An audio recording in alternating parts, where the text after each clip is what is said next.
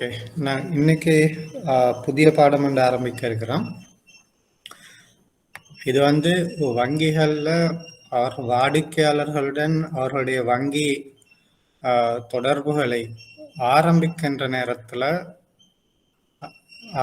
நேரத்திலையும் அதற்கு பிறகு தொடர்ந்து அந்த வாடிக்கையாளருடைய நடவடிக்கைகளை உன்னிப்பாக கவனிக்க வேண்டிய ஒரு தேவைப்பாடு காணப்படுகின்றது. அப்ப அதற்காக சில சட்டதிட்டங்கள் வரையறுக்கப்பட்டிருக்கின்றன, அறிமுகப்படுத்தப்பட்டிருக்கின்றது. அவற்றில் முக்கியமானது தான் இந்த ஆன்டி மணி லாண்டரிங் மற்றது கேஒய்சி, சிடிடி போன்ற தேவைப்பாடுகள். அப்போ இன்னைக்கு பாடத்தில் நாங்கள் இது தொடர்பான பணிப்புரைகள் மற்றும் அது எவ்வாறு நடைமுறைப்படுத்தப்படுகின்றது, ஏன் இந்த வாடிக்கையாளர்களுடைய நடவடிக்கைகளை உன்னிப்பாக கவனிக்க வேண்டும் போன்ற விடயங்களை பற்றி தான் படிக்க இருக்கிறோம். இதுல 4 முக்கியமான பணிப்புரைகள் அல்லது விடயங்கள் நான் தெரிஞ்சிருக்க வேண்டியிருக்குது. முதலாவது, பண தூய்மையாக்கலுக்கு எதிரான சட்டத்திட்டங்கள், ஆன்டி மணி லாண்டரிங் ரெகுலேஷன்ஸ். பண தூய்மையாக்கலுக்கு எதிரான என்னென்ன சட்டத்திட்டங்கள் காணப்படுகின்றது. அதே மாதிரி பயங்கரவாத நிதியுதவி அதை தடுப்பதற்கான என்னென்ன சட்டத்திட்டங்கள் காணப்படுகின்றது. காம்பேட்டிங் ஃபைனான்சிங் ஆஃப் டெரரிசம் சொல்றேன். அடுத்தது கேஒய்சி, வாடிக்கையாளரை அறிந்து கொள்ள வேண்டும். அவரோடு ஒரு வங்கியியல் தொடர்புகளை ஆரம்பிப்பதற்கு முன்னரும் அவர் வங்கியுடன் இருக்கும் வரைக்கும் அவருடைய நடவடிக்கைகள் என்ன, அவருடைய பிற்புலம் என்ன, அவருடைய அதில் நிறைய விடயங்கள் அறிந்து கொள்ள வேண்டியிருக்குது. அடுத்தது கஸ்டமர் டியூ டிலிஜென்ஸ், வாடிக்கையாளர் மீதான உரிய அக்கறை. இந்த 4 விடயங்களும் ஒரு வாடிக்கையாளர் வங்கியுடன் இணைந்த தினத்திலிருந்து, உங்களுடைய பேங்க்ல ஒரு அக்கௌண்ட் ஒன்று திறந்து சொன்னா அந்த டைம்ல இருந்து அவர் அந்த வங்கியை விட்டு அவருடைய கணக்குகளை மூடி வங்கியை விட்டு வெளியேறும் வரை, அப்ப அந்த பேங்கிங் ரிலேஷன்ஷிப் தொடங்கின நாள்ல இருந்து முடியும் நாள் வரைக்கும் இந்த 4 விடயங்களையும் வங்கி அந்த வாடிக்கையாளர் தொடர்பாக உன்னிப்பாக கவனித்துக் கொண்டிருக்க வேண்டும். இதுல முதலாவது பண தூய்மையாக்கலுக்கு எதிரான சட்டத்திட்டங்கள். அப்ப அதுல வங்கி என்னென்ன செய்ய வேண்டும், பண தூய்மையாக்கல் என்ன என்று பார்ப்போம்.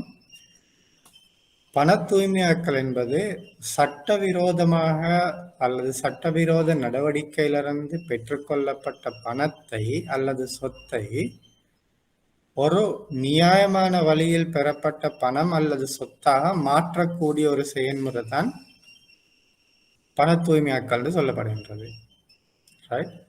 அப்போ ஒருவர் சட்டவிரோதமான வியாபார நடவடிக்கையோ அல்லது வேறு ஏதோ ஒரு விதத்தில் சட்டவிரோதமான மூலத்திலிருந்து உழைத்து கொண்ட பணம் அல்லது சொத்து, பணமாக இருக்கலாம் அல்லது சொத்தாக இருக்கலாம், அத சில செயல்முறைகளுக்கு உட்படுத்துவதன் மூலம் அது ஒரு நியாயமான முறையில் சம்பாதித்துக் கொள்ளப்பட்ட பணமாகவோ அல்லது சொத்தாகவோ காட்ட முடியும்.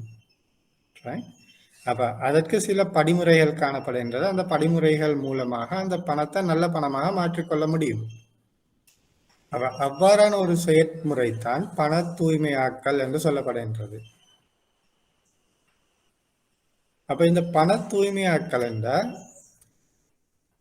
அந்த பணம் அல்லது சொத்தினுடைய குற்றவியல் தோற்றத்தை மறைப்பதற்கு அழுக்க பணத்தை சுத்தம் செய்யக்கூடிய ஒரு செயல்முறை.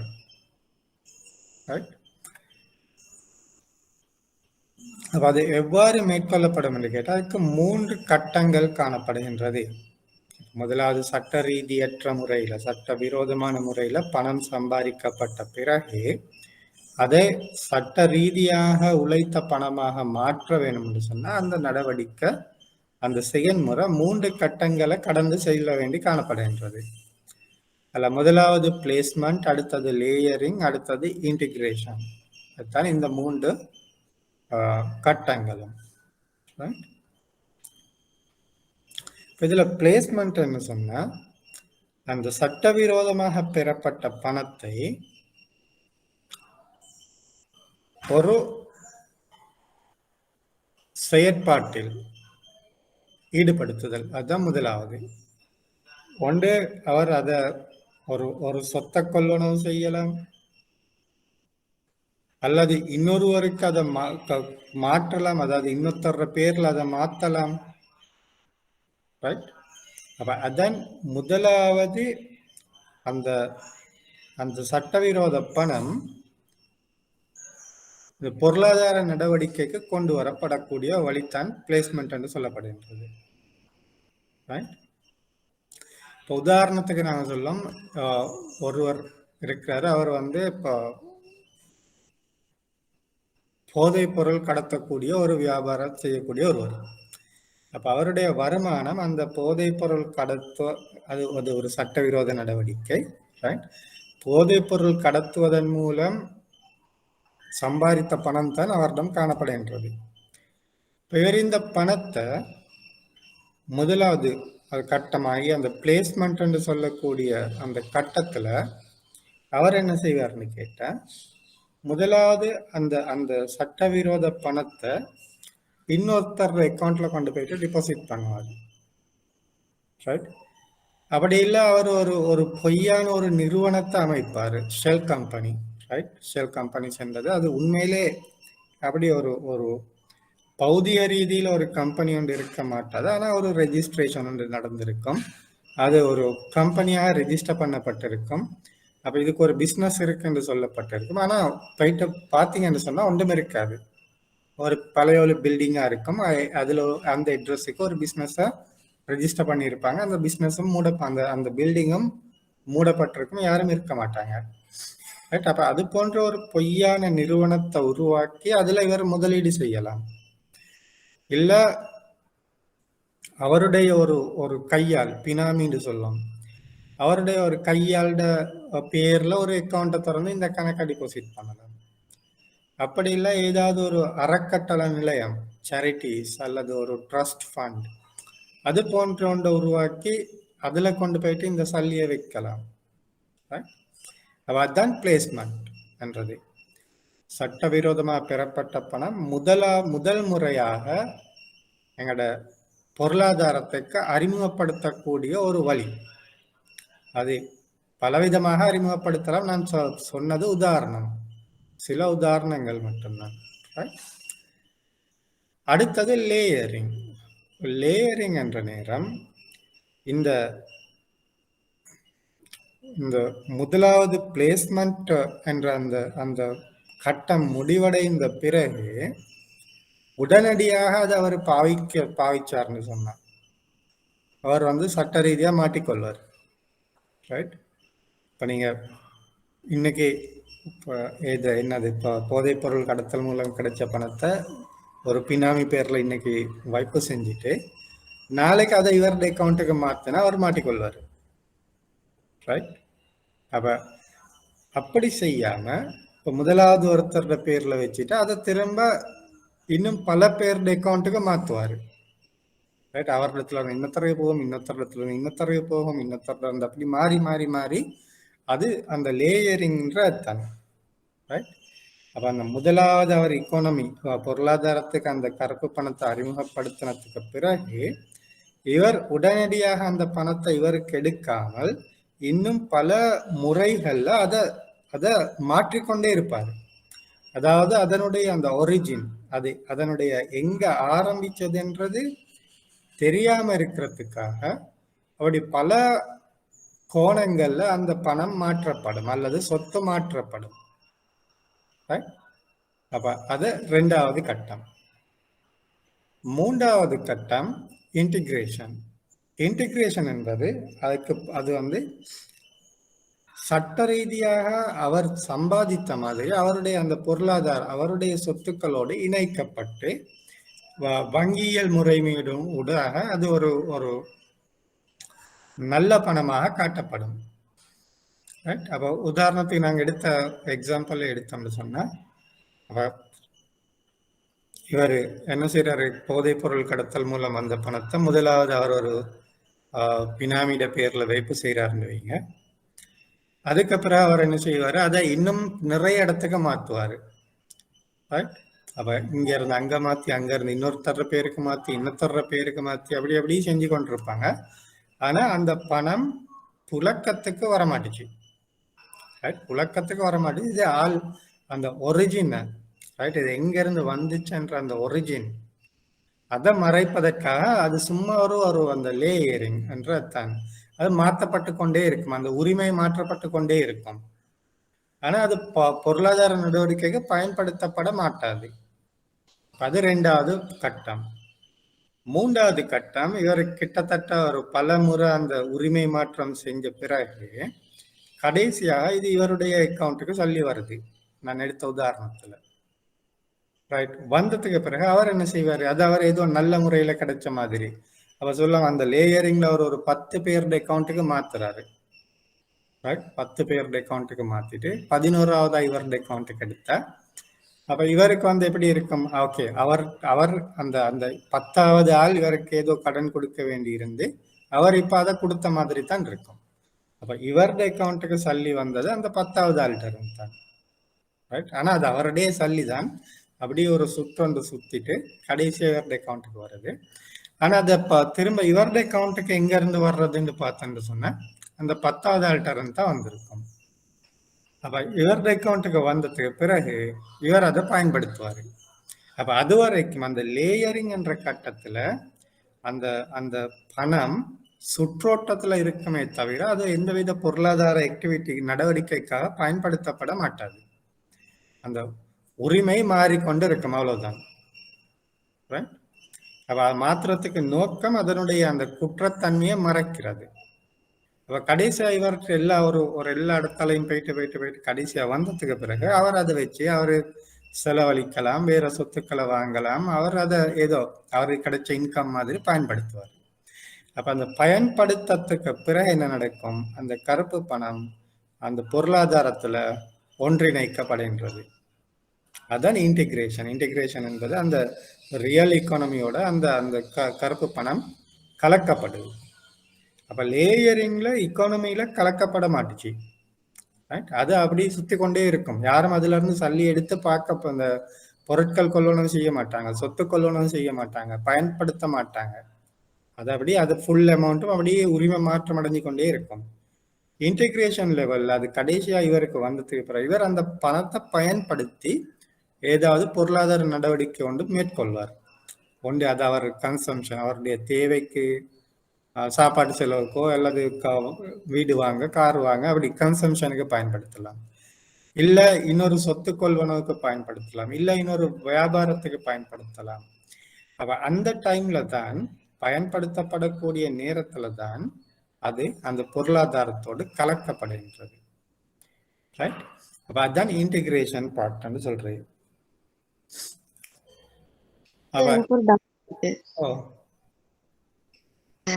இப்ப வந்து இந்த லேயரிங்க்கு பிறகு இன்டகிரேஷன்ல வந்து 10 பேர்கிட்ட போயிட்டு தான் இந்த ஒரு பர்டிகுலர் பர்சன் அக்கௌண்ட்டுக்கு டோட்டல் அமௌண்ட் டிரான்ஸ்ஃபர் ஆகுது. பட் டோட்டல் அமௌண்ட் டிரான்ஸ்ஃபர் ஆகுது லோன் ரீபேமெண்ட் அப்படின்னு சொல்லலாம். ஆனா அந்த 10வது ஆளுடைய அக்கௌண்ட்ல இருந்து தானே இப்ப போகுது இவருக்கு.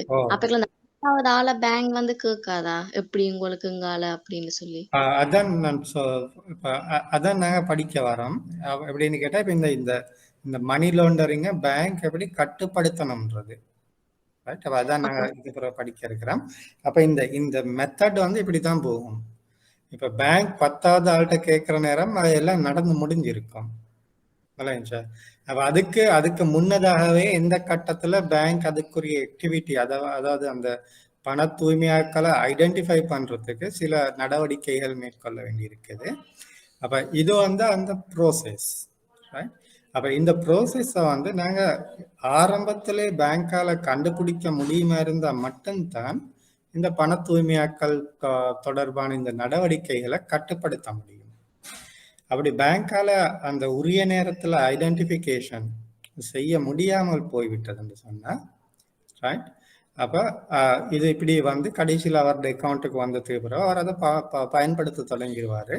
அதுக்கு பின்னால யாராலையும் கண்டுபிடிக்கிற கஷ்டம். அப்ப பேங்குடைய பொறுப்பு, வங்கிகளுடைய பொறுப்புகள் என்னன்றது தான் நாங்க இப்ப படிக்க வரோம். ரைட். இப்ப நான் ஃபர்ஸ்ட்டுக்கு சொன்னது இந்த பண தூய்மையாக்கல் எப்படி நடைபெறுகின்றது என்று. ரைட். அப்ப இந்த ப்ரோசஸ வந்து நாங்க கட்டுப்படுத்த வேண்டுமா இருந்தா வங்கிகளுக்கு சில பணிப்புரைகள் வழங்கப்பட்டிருக்குது. அப்ப அதுல முதலாவது பணிப்புரை தான் என்னன்னு கேட்டீங்கன்னா, உங்களோட இந்த வைப்பு செய்யக்கூடிய அந்த அந்த ஆரம்பத்திலே அந்த வைப்பு மேற்கொள்ளப்படக்கூடிய நபருடைய தரவுகளை வங்கிகள் அவதானிக்க வேண்டும். இப்ப பினாமி பேர்ல ஒரு டிபாசிட் ஒன்று நடக்குதுன்னு சொன்னா அந்த பினாமி யாருன்றத வங்கி அறிந்து கொள்ள முடியுமா இருந்தா அந்த இடத்துல அதை கட்டுப்படுத்தலாம். அப்படின்னு சொன்னா ஓகே சொல்லுங்க, அவரோட அக்கௌண்ட் பினாமிடைய அக்கௌண்ட்டுக்கு 10 கோடி டிபாசிட் ஆகுது. அப்ப பேங்க் அதை சரியா கவனிக்காம இருந்துட்டாங்கன்னா அது என்ன நடக்கும், திரும்ப இன்னொரு நாளை ஆகிட்ட வேற ஒருத்தர் அக்கௌண்ட்டுக்கு போயிட்டு. அப்ப அந்த 10 கோடி வார நேரமே பேங்குக்கு ஒரு டவுட் வருது, இவர் சும்மா ஒரு கையால் கூலி வேலை செய்யற ஒருத்தர், இவருக்கு எங்கால 10 கோடி வருது. அப்ப அந்த இடத்துல அதை கவனிக்கக்கூடிய அந்த திறன் வங்கிக்கு காணப்படுமா இருந்துச்சுன்னா இந்த இந்த மணி லாண்டரிங் என்ற இந்த பண தூய்மையாக்கல் அந்த நிலைமையிலே கட்டுப்படுத்தப்பட்டோம். சரி, 10 கோடி தான் பெரிய அமௌண்ட் டவுட் பண்றோம்னு வைங்களே, இவருடைய அக்கௌண்ட்டுக்கு ஒவ்வொரு நாளும் 50 லட்சம் 50 லட்சம் 50 லட்சம் வருது, ஒவ்வொரு நாளும் வருது. அப்ப அந்த பாயிண்ட்ல பேங்கால அதை கண்டுபிடிக்க இயலுமாக இருந்தால், பேங்கால கண்டுபிடிக்க முடியுமா இருந்த அதே இடத்துல இந்த பண தூய்மையாக்கல்ன்றது கட்டுப்படுத்தப்பட்டோம்.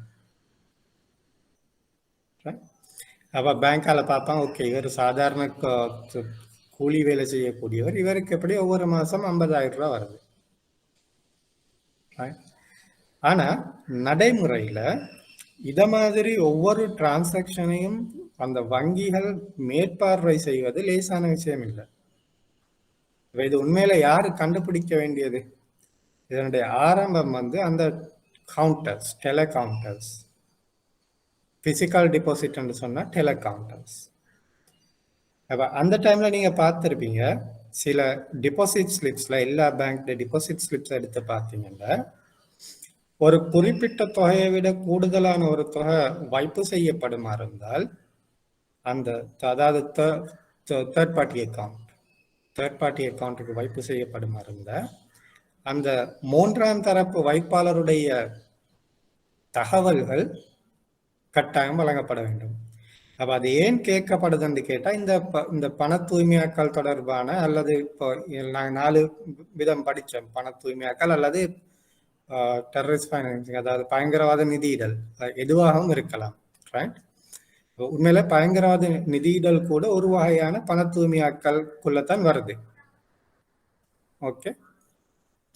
அப்ப அந்த அந்த தரவுகள் கேட்கப்படுவதற்கான காரணம் வந்து இந்த 2 காரணத்துக்காக தான்.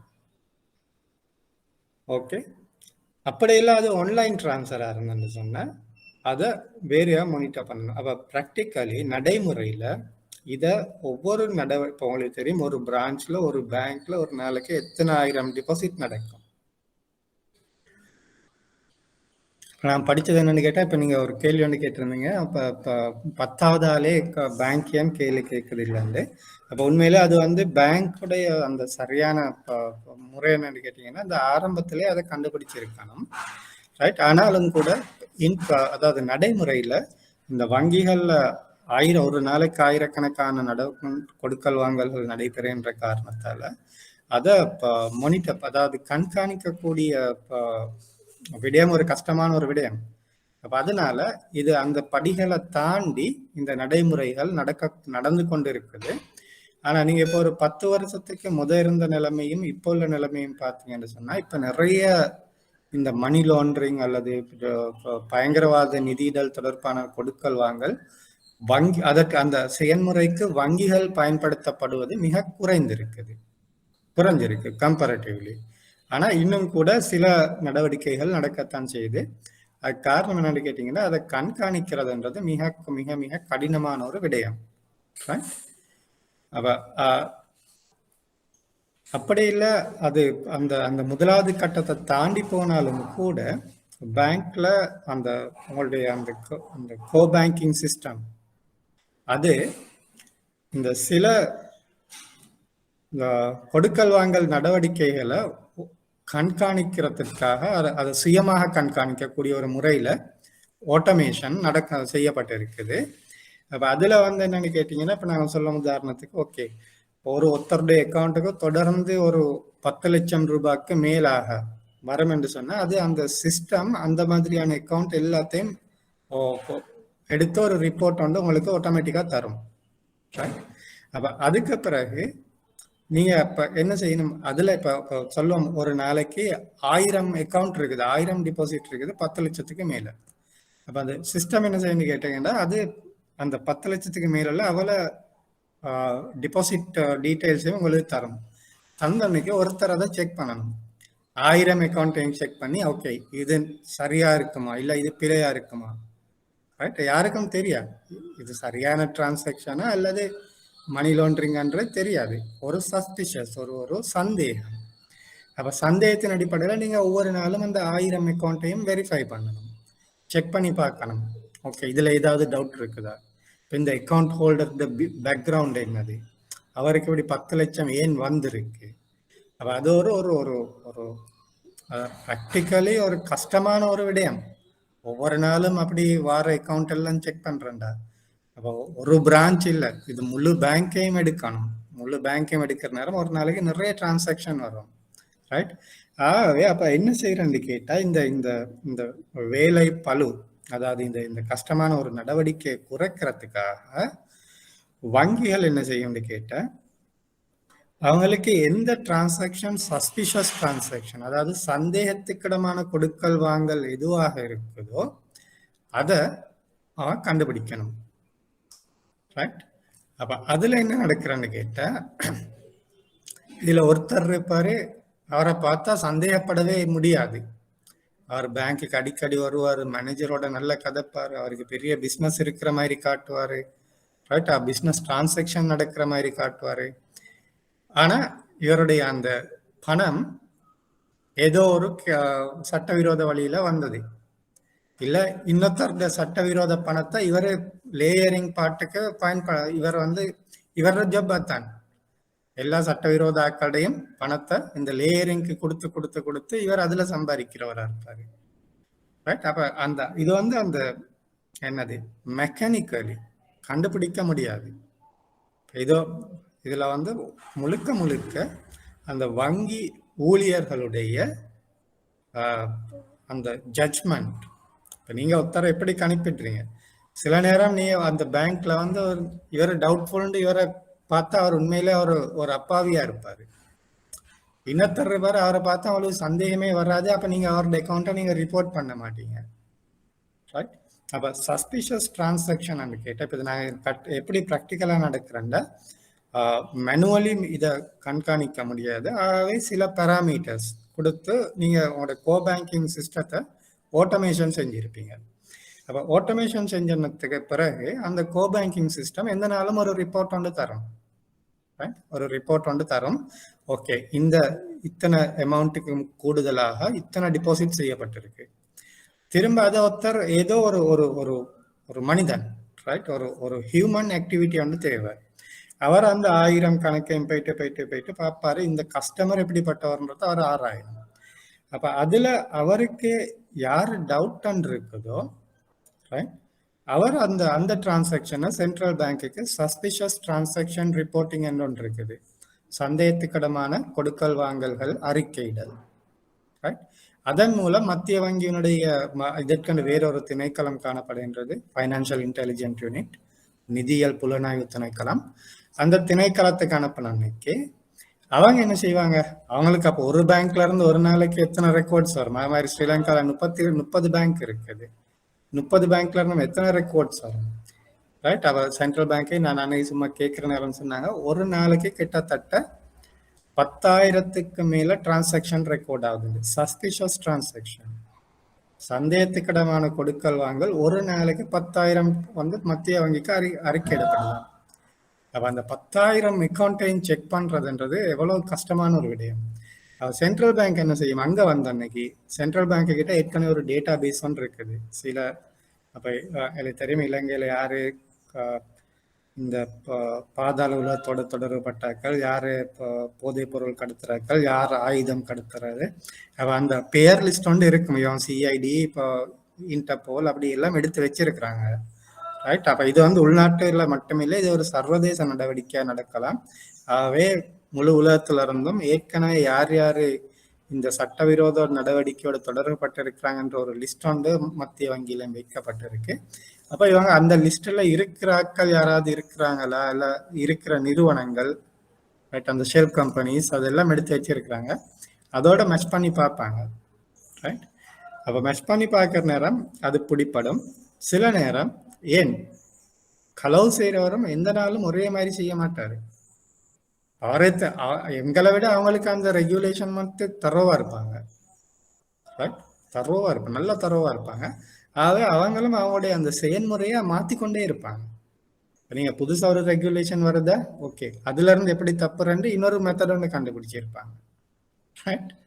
ஆகவே இந்த மத்திய வங்கியாலும் கூட அதை ஐடென்டிஃபை பண்ணி செய்யறது கஷ்டம், சரியான கஷ்டம். இலங்கையில மட்டும் இல்ல, உலகத்துல எந்த நாட்டு எடுத்தாலும் இதுதான் நிலைமை. அதனாலதான் இன்னைக்கும் கூட இந்த மாதிரியான சட்டவிரோத நடவடிக்கைகள் நடந்து கொண்டிருக்கு. இதை லேசா கண்டுபிடிச்சிடலன்னு சொன்னா உலகத்துல இன்னைக்கு இந்த சட்டவிரோத நடவடிக்கைகள் இருக்காது. அப்ப நீங்க ரெகுலேஷன் கொண்டு வர அந்த அந்த அவர்கள் வந்து என்ன செய்வார்கள், அவர்களுடைய செயல்முறையை மாத்திக்கொண்டே இருப்பார்கள். எந்த நாளும் ஒரே மாதிரி செய்ய மாட்டாங்க. அப்ப நீங்களும் எந்த நாளும் புதுசு புதுசா யோசிச்சு கொண்டே இருக்கணும். இதுல யாரு குயிக்கா யோசிக்கிறேன்னு கேட்டா களவெடுக்கிறார்கள் குயிக்கா யோசிப்பாங்க, குயிக்கா அவங்களோட செயல்முறையை மாத்தி கொண்டிருப்பாங்க. அப்ப நான் அந்த இது வந்து அந்த ப்ராக்டிக்கலி ஒரு கஷ்டமான விடயம். அப்ப சில வரையறைகள் காணப்படுது. அப்ப அதுல முதலாவது தான் நாங்க பின்னால படிப்போம் கேஒய்சி என்பது. அப்போ ஒரு கணக்கை ஆரம்பிக்கிற நேரமே அந்த வாடிக்கையாளர் பற்றி ஏழுமான மட்டும் தகவல் எடுக்கணும். அப்படி எடுத்தீங்கன்னு சொன்னா வங்கியினுடைய மேனேஜர், அதாவது முகாமையாளருக்கு ஒரு ஒரு ஒரு ஒரு ஓரளவு அந்த வாடிக்கையாளரை பத்தி ஒரு அறிவொன்று காணப்படும். அந்த வாடிக்கையாளர் யார், இவருடைய வருமானம், இவருடைய தொழில் என்ன, தொழில இவருக்கு எவ்வளவு வருமானம் கிடைக்குது, இவருக்கு யார் யாரோட கனெக்ஷன்ஸ் இருக்குது. ரைட். அடுத்தது இப்போ நான் இதுவும் பின்னால படிப்போம், பொலிட்டிக்கலி எக்ஸ்போஸ்ட் பர்சன், அதாவது பொலிட்டிக்கல்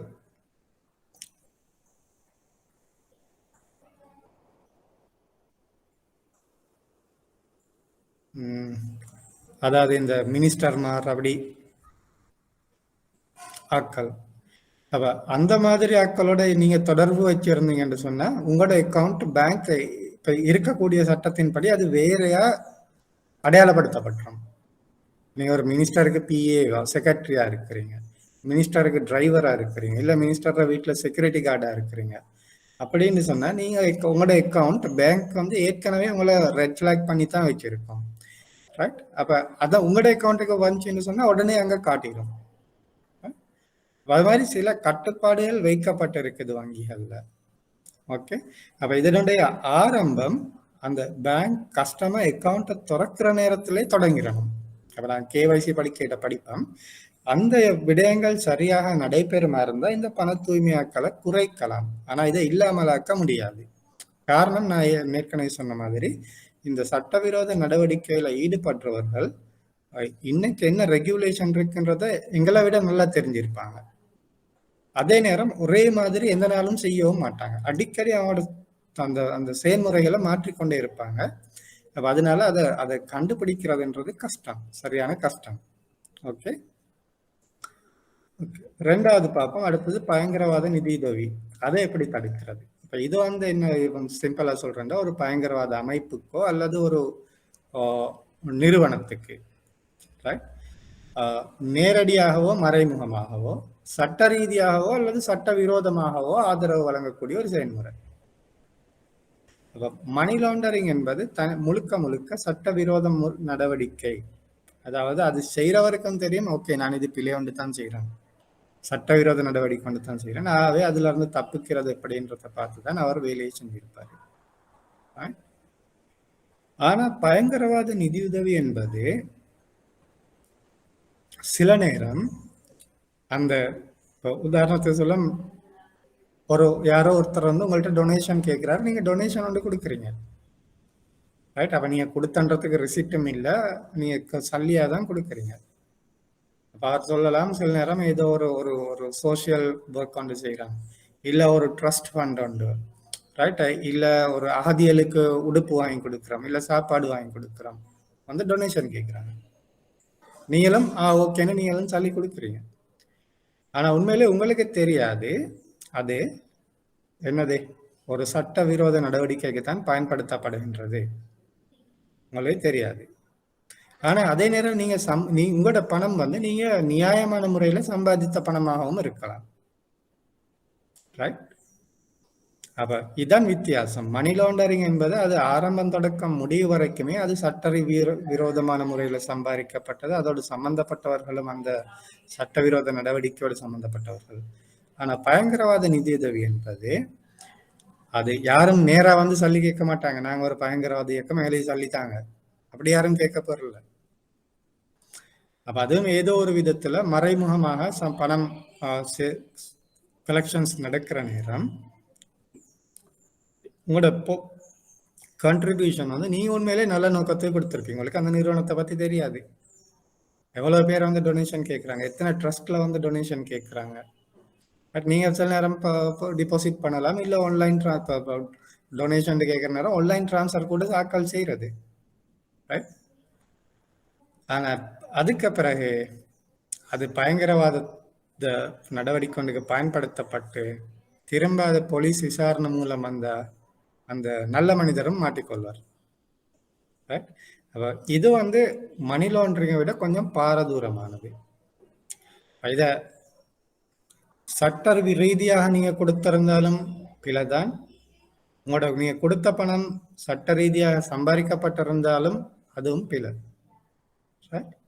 ஆகவே இதுல சட்டவிரோத நடவடிக்கை மட்டுமில்ல, சட்ட ரீதியான நடவடிக்கையாகவும் இருக்கலாம், சட்ட ரீதியாக சம்பாதிக்கப்பட்ட பணமாகவும் இருக்கலாம், சட்ட விரோதமான முறையில கொண்டு வரப்பட்ட பணமாகவும் இருக்கலாம். கடைசியில நல்லாக்களும் சும்மா போயிட்டு பிரச்சனையில மாட்டிக்கொள்வாங்க. அப்ப இதையும் எப்படி கட்டுப்படுத்தப்பட வேண்டும்ன்றதுக்கு சில நடவடிக்கை இருக்கின்றது, நான் அதை பின்னால படிப்பேன்.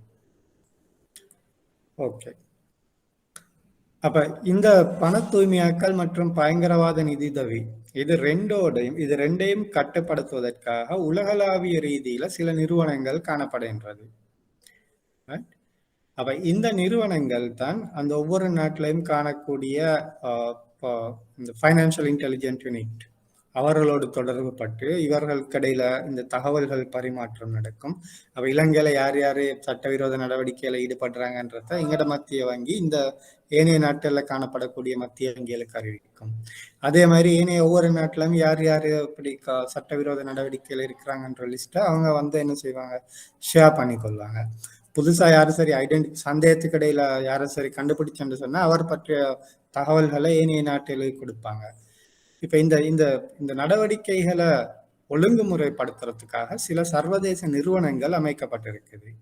அப்ப இந்த சர்வதேச நிறுவனங்கள் தான் உலகளாவிய ரீதியில இந்த பண தூய்மையாக்கல் மற்றும் பயங்கரவாத நிதி உதவி இவற்றுக்கு வங்கிகள் பயன்படுத்தப்படுவதை எப்படி கட்டுப்படுத்தலாம், ரைட்? ஆனா இது வேற முறையில போச்சுன்னா தெரியாது, ரைட்? இப்ப நாங்க படிக்கிறது வந்து வங்கி முறைமையினூடாக இந்த கொடுக்கல் வாங்கல் நடைபெற்றா எப்படி கட்டுப்படுத்துறன்ற மட்டும்தான். அது தவிர இந்த சட்டவிரோத நடவடிக்கைகள்ல வேற எத்தனையோ வழி இருக்கு, பண பரிமாற்றம் செய்வதற்கு எத்தனையோ வழி இருக்கு, ஹவாலான் இருக்கு, உண்டியல் இருக்குது, ரைட்? அப்படி இல்லை பணம் மாறாது பொருள் மட்டும் மாறும், நிறைய வழி இருக்குது, சரியா? ஆனா இப்ப நாங்க படிக்கிறது எல்லாமே வங்கி முறைமை இந்த செயற்பாட்டுக்கு பயன்படுத்தப்படக்கூடிய முறைகள் என்ன, அதை எப்படி கட்டுப்படுத்தலாம், அவ்வளவுதான். அப்ப இதுல சம்பந்தப்பட்ட நிறுவனங்கள்ல financial action task force, Asia Pacific group of money laundering, இந்த நிறுவனங்களை நீங்க கொஞ்சம் பாடமாக்கி வச்சுக்கோங்க. இது இப்படி கேள்வி வந்தா MCQல தான் வரும். அப்ப நீங்க 2 நிறுவனத்துல பேர் எழுத வேண்டி இருக்குமா, அவ்வளவுதான். இவர்கள் எல்லாருமே கிட்டத்தட்ட ஒரே மாதிரியான விஷயத்தை தான் செய்யறாங்க. இந்த நிறுவனங்களோட பெயர் கொஞ்சம் பாடமாக்கிக்கோங்க. இந்த FATF என்பது முக்கியம். இவர்கள் தான் இந்த இந்த பண தூய்மையாக்கல் மற்றும் பயங்கரவாத நிதி தொடர்பாக உலகளாவிய ரீதியில பணிப்புரைகள் வழங்கக்கூடிய நிறுவனம் FATF, financial action task force. இவர்களுடைய 40 பணிப்புரைகள் வழங்கப்பட்டிருக்குது இந்த 2 விடயங்களையும் கட்டுப்படுத்துறதுக்காக. அடுத்தது Asia Pacific group on money laundering, right? Egmont group on financial intelligence unit, world bank, IMF, United Nation offence on drugs and crimes, right? UN security council, office of foreign assets control. அப்போ இவர்கள் வந்து என்ன கேட்டீங்கன்னா, நீங்க வெளிநாட்டுல இந்த சட்டவிரோதமான முறையில சொத்துக்கள் கொள்வனவு செஞ்ச அந்த சொத்துக்களை முடக்கக்கூடிய அந்த அதிகாரம் இவர்களுக்கு தான் காணப்படுது, ரைட்? அப்ப இதுல சில நிறுவனங்கள், 2 நிறுவனங்களை சொல்லுங்கன்னு கேட்டா நீங்க இதுல 2 நிறுவனங்கள் எழுத வேண்டி வரும். அப்ப இதை விட பெருசா எதுவும் நீங்க படிக்க தேவையில்லை. நிறுவனங்களோட பேரில் கொஞ்சம் எல்லாம் படமாக்கவும் தேவையில்லை. நீங்க ஒரு 4-5 பேரில் படமாக்கோங்க, அவ்வளவு தெரிஞ்சிருந்தா போதும்.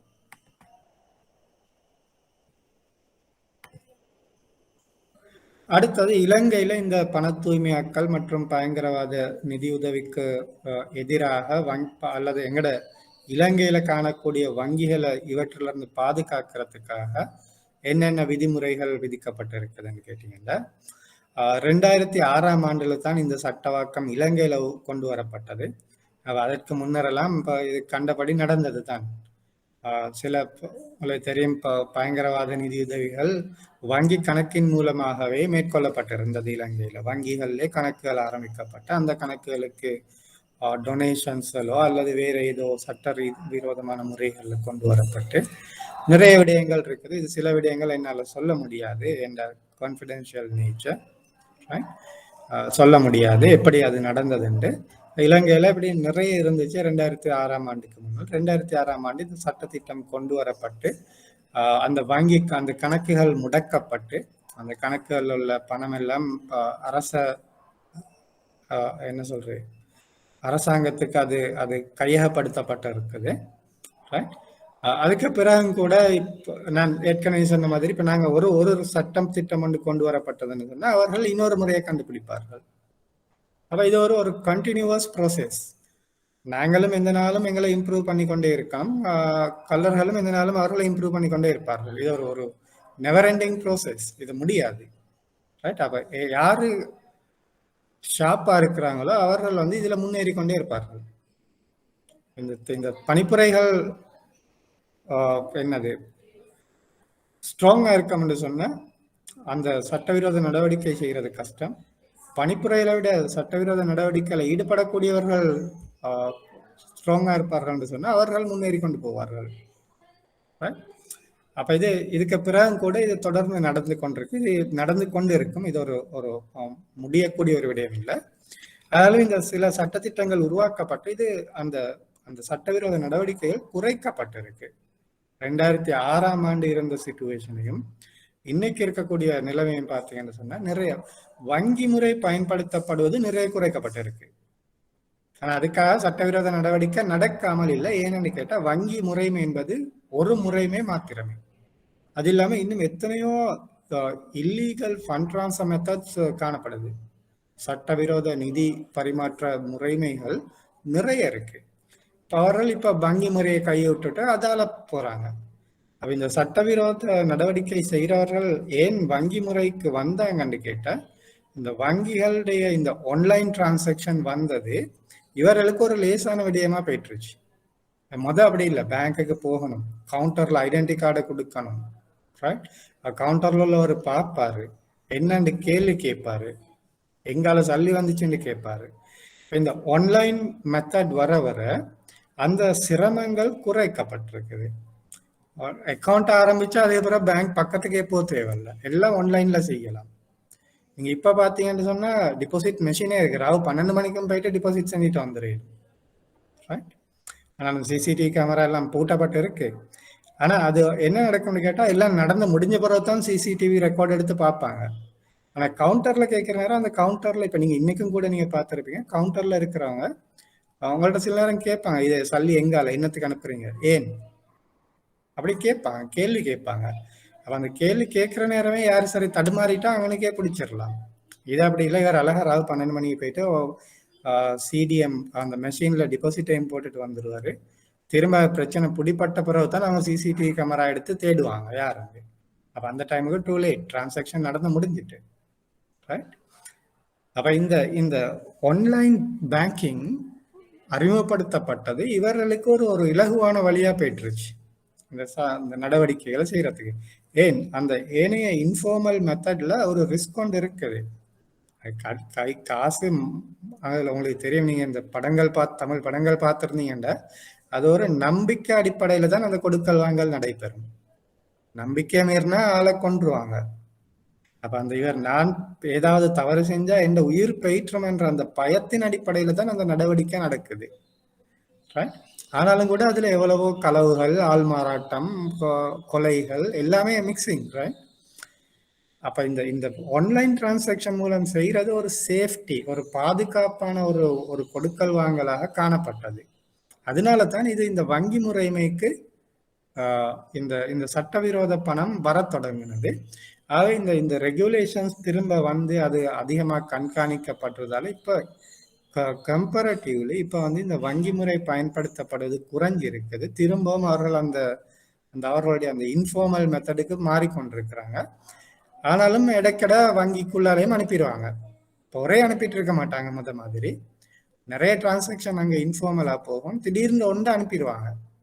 அப்போ அந்த ஒன்று வந்து பேங்க்ல உள்ள ஆட்களுக்கோ அல்லது எஃப்ஐயுக்கோ அல்லது சிஐடிக்கோ கண்டுபிடிச்சு கொள்ற கஷ்டமா இருக்கலாம். லட்சக்கணக்கான டிரான்சாக்ஷன் நடக்கிற நேரம் ஒன்று போச்சுன்னா அந்த அந்த டிரான்சாக்ஷன் அதாவது பிடிப்படாமல் மிஸ் ஆகக்கூடிய சான்சஸ் கூட. அப்ப 2006ஆம் ஆண்டு தான் இலங்கையில முதலாவது அறிமுகப்படுத்தப்பட்டது. இது நம்பர் 5ஆம் இலக்கம் நினைக்கிறேன். 5ஆம் இலக்கம் நிதி பரிவர்த்தனைகள் அறிக்கையிடல் சட்டம், பைனான்சியல் டிரான்சாக்ஷன் ரிப்போர்ட்டிங் ஆக்ட், நிதி பரிவர்த்தனைகள் அறிக்கையிடல் சட்டம். அப்ப இந்த சட்டம் இலங்கையில அறிமுகப்படுத்தப்பட்டு இந்த சட்டத்தின் கீழ் இந்த நிதி பரிவர்த்தனைகளை கண்காணிக்கிறதுக்காக நிதி புலனாய்வு பிரிவு, ஃபைனான்சியல் இன்டெலிஜென்ஸ் யூனிட் என்ற ஒரு நிதி புலனாய்வு பிரிவு 2006ஆம் ஆண்டு இலங்கை மத்திய வங்கியில நிறுவப்பட்டிருக்குது.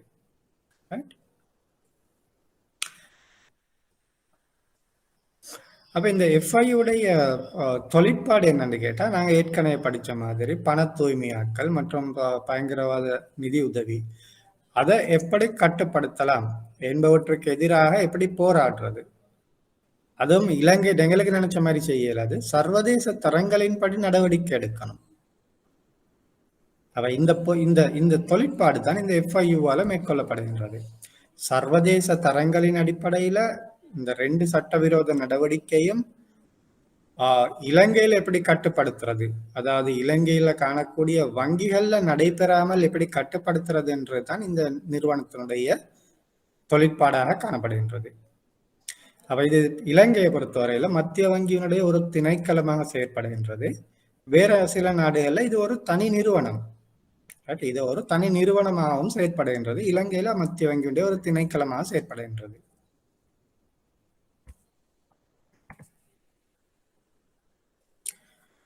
அடுத்தது பண தூய்மையாக்கல் தொடர்பாக 2005ஆம் ஆண்டு ஒரு சட்டம் இலங்கையில் அறிமுகப்படுத்தப்பட்டது.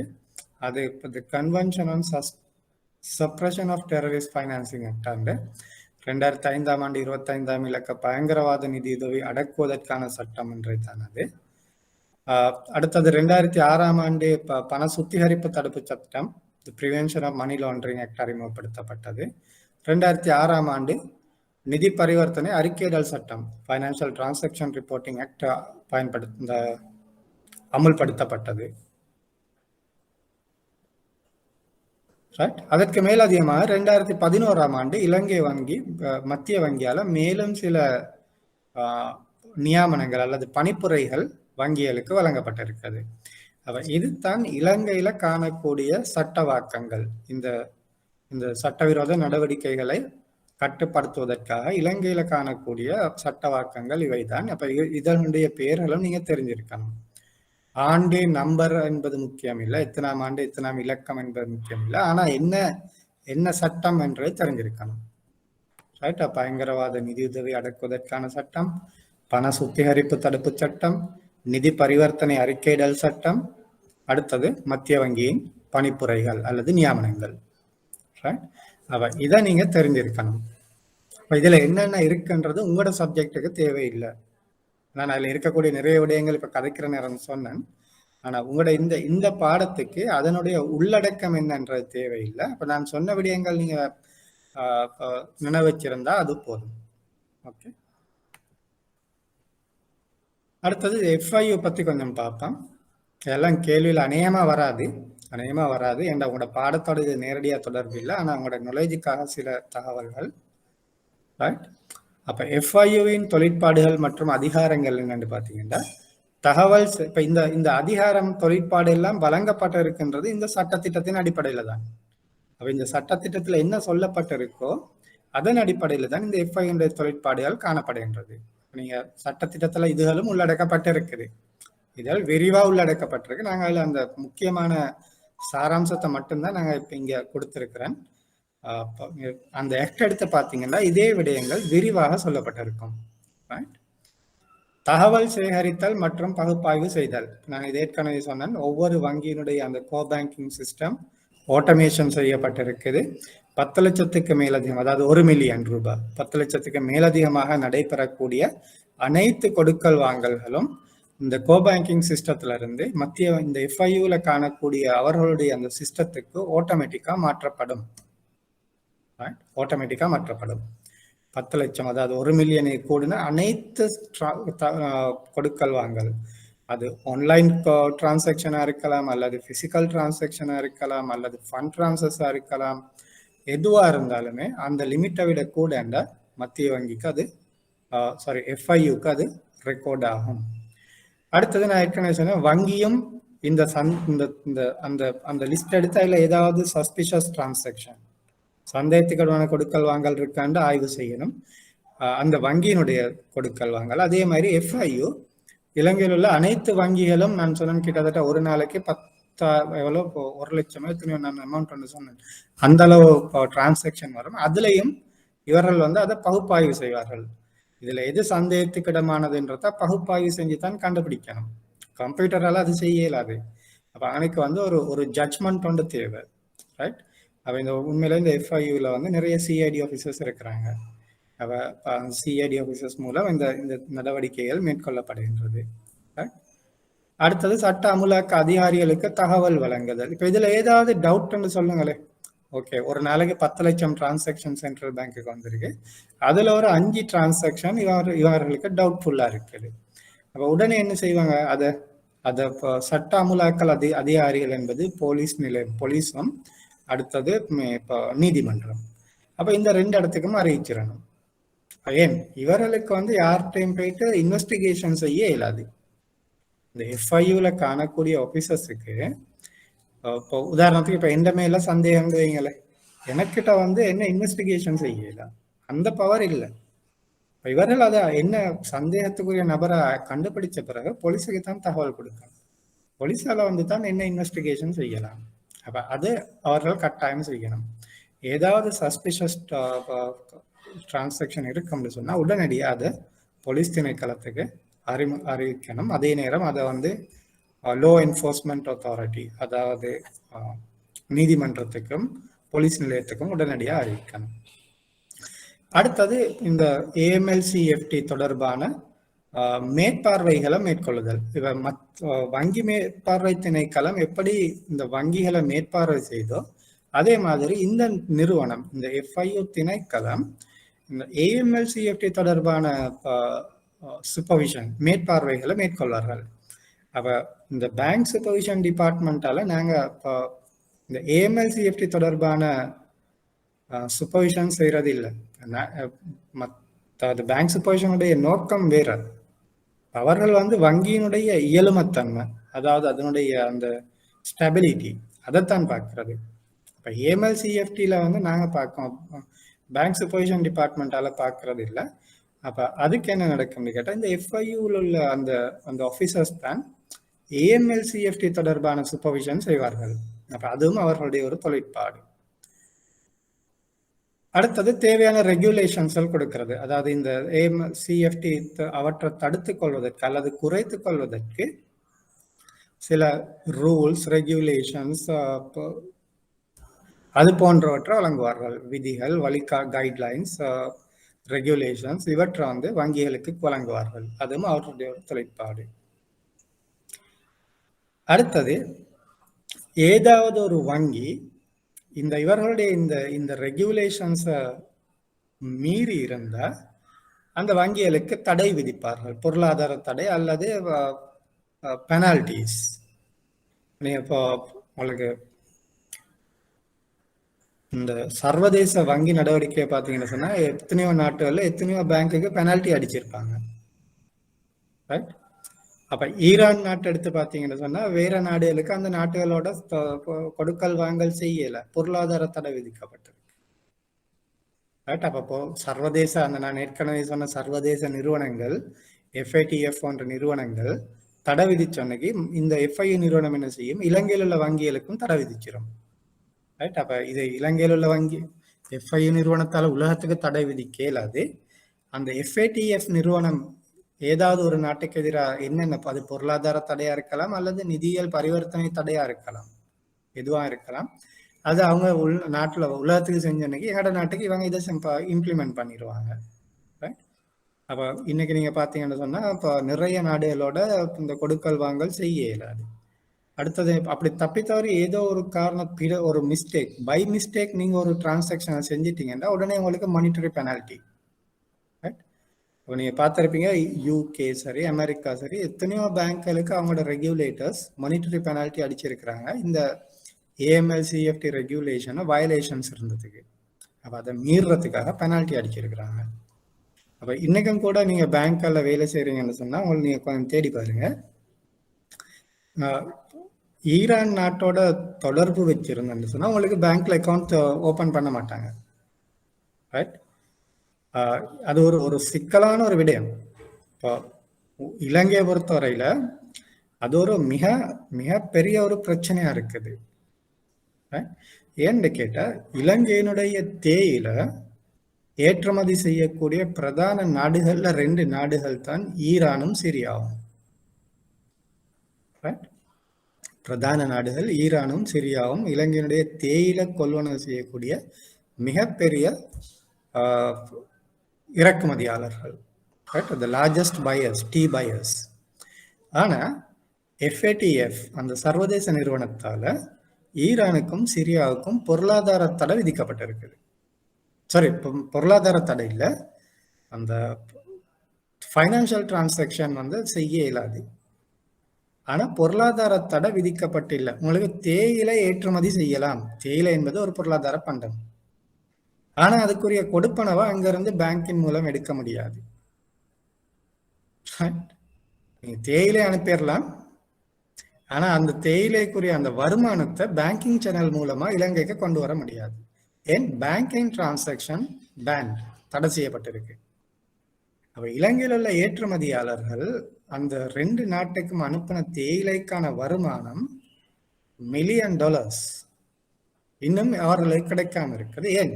எந்த ஒரு பேங்க்குமே இலங்கையிலேயோ சர்வதேசத்திலேயோ எந்த ஒரு பேங்க்குமே ஈரானோடையோ அல்லது சிரியாவோடையோ எந்த விதமான கொடுக்கல் வாங்கலையும் செய்ய மாட்டேச்சு. செஞ்சா அவர்களுக்கு அந்த பேங்க்குக்கு எதிராக சாங்ஷன் வந்துடும், அந்த பேங்க்குக்கு எதிராக பெனால்டி அடிச்சிருவாங்க. அதனால யாருமே செய்யறாங்கல்ல, ரைட்?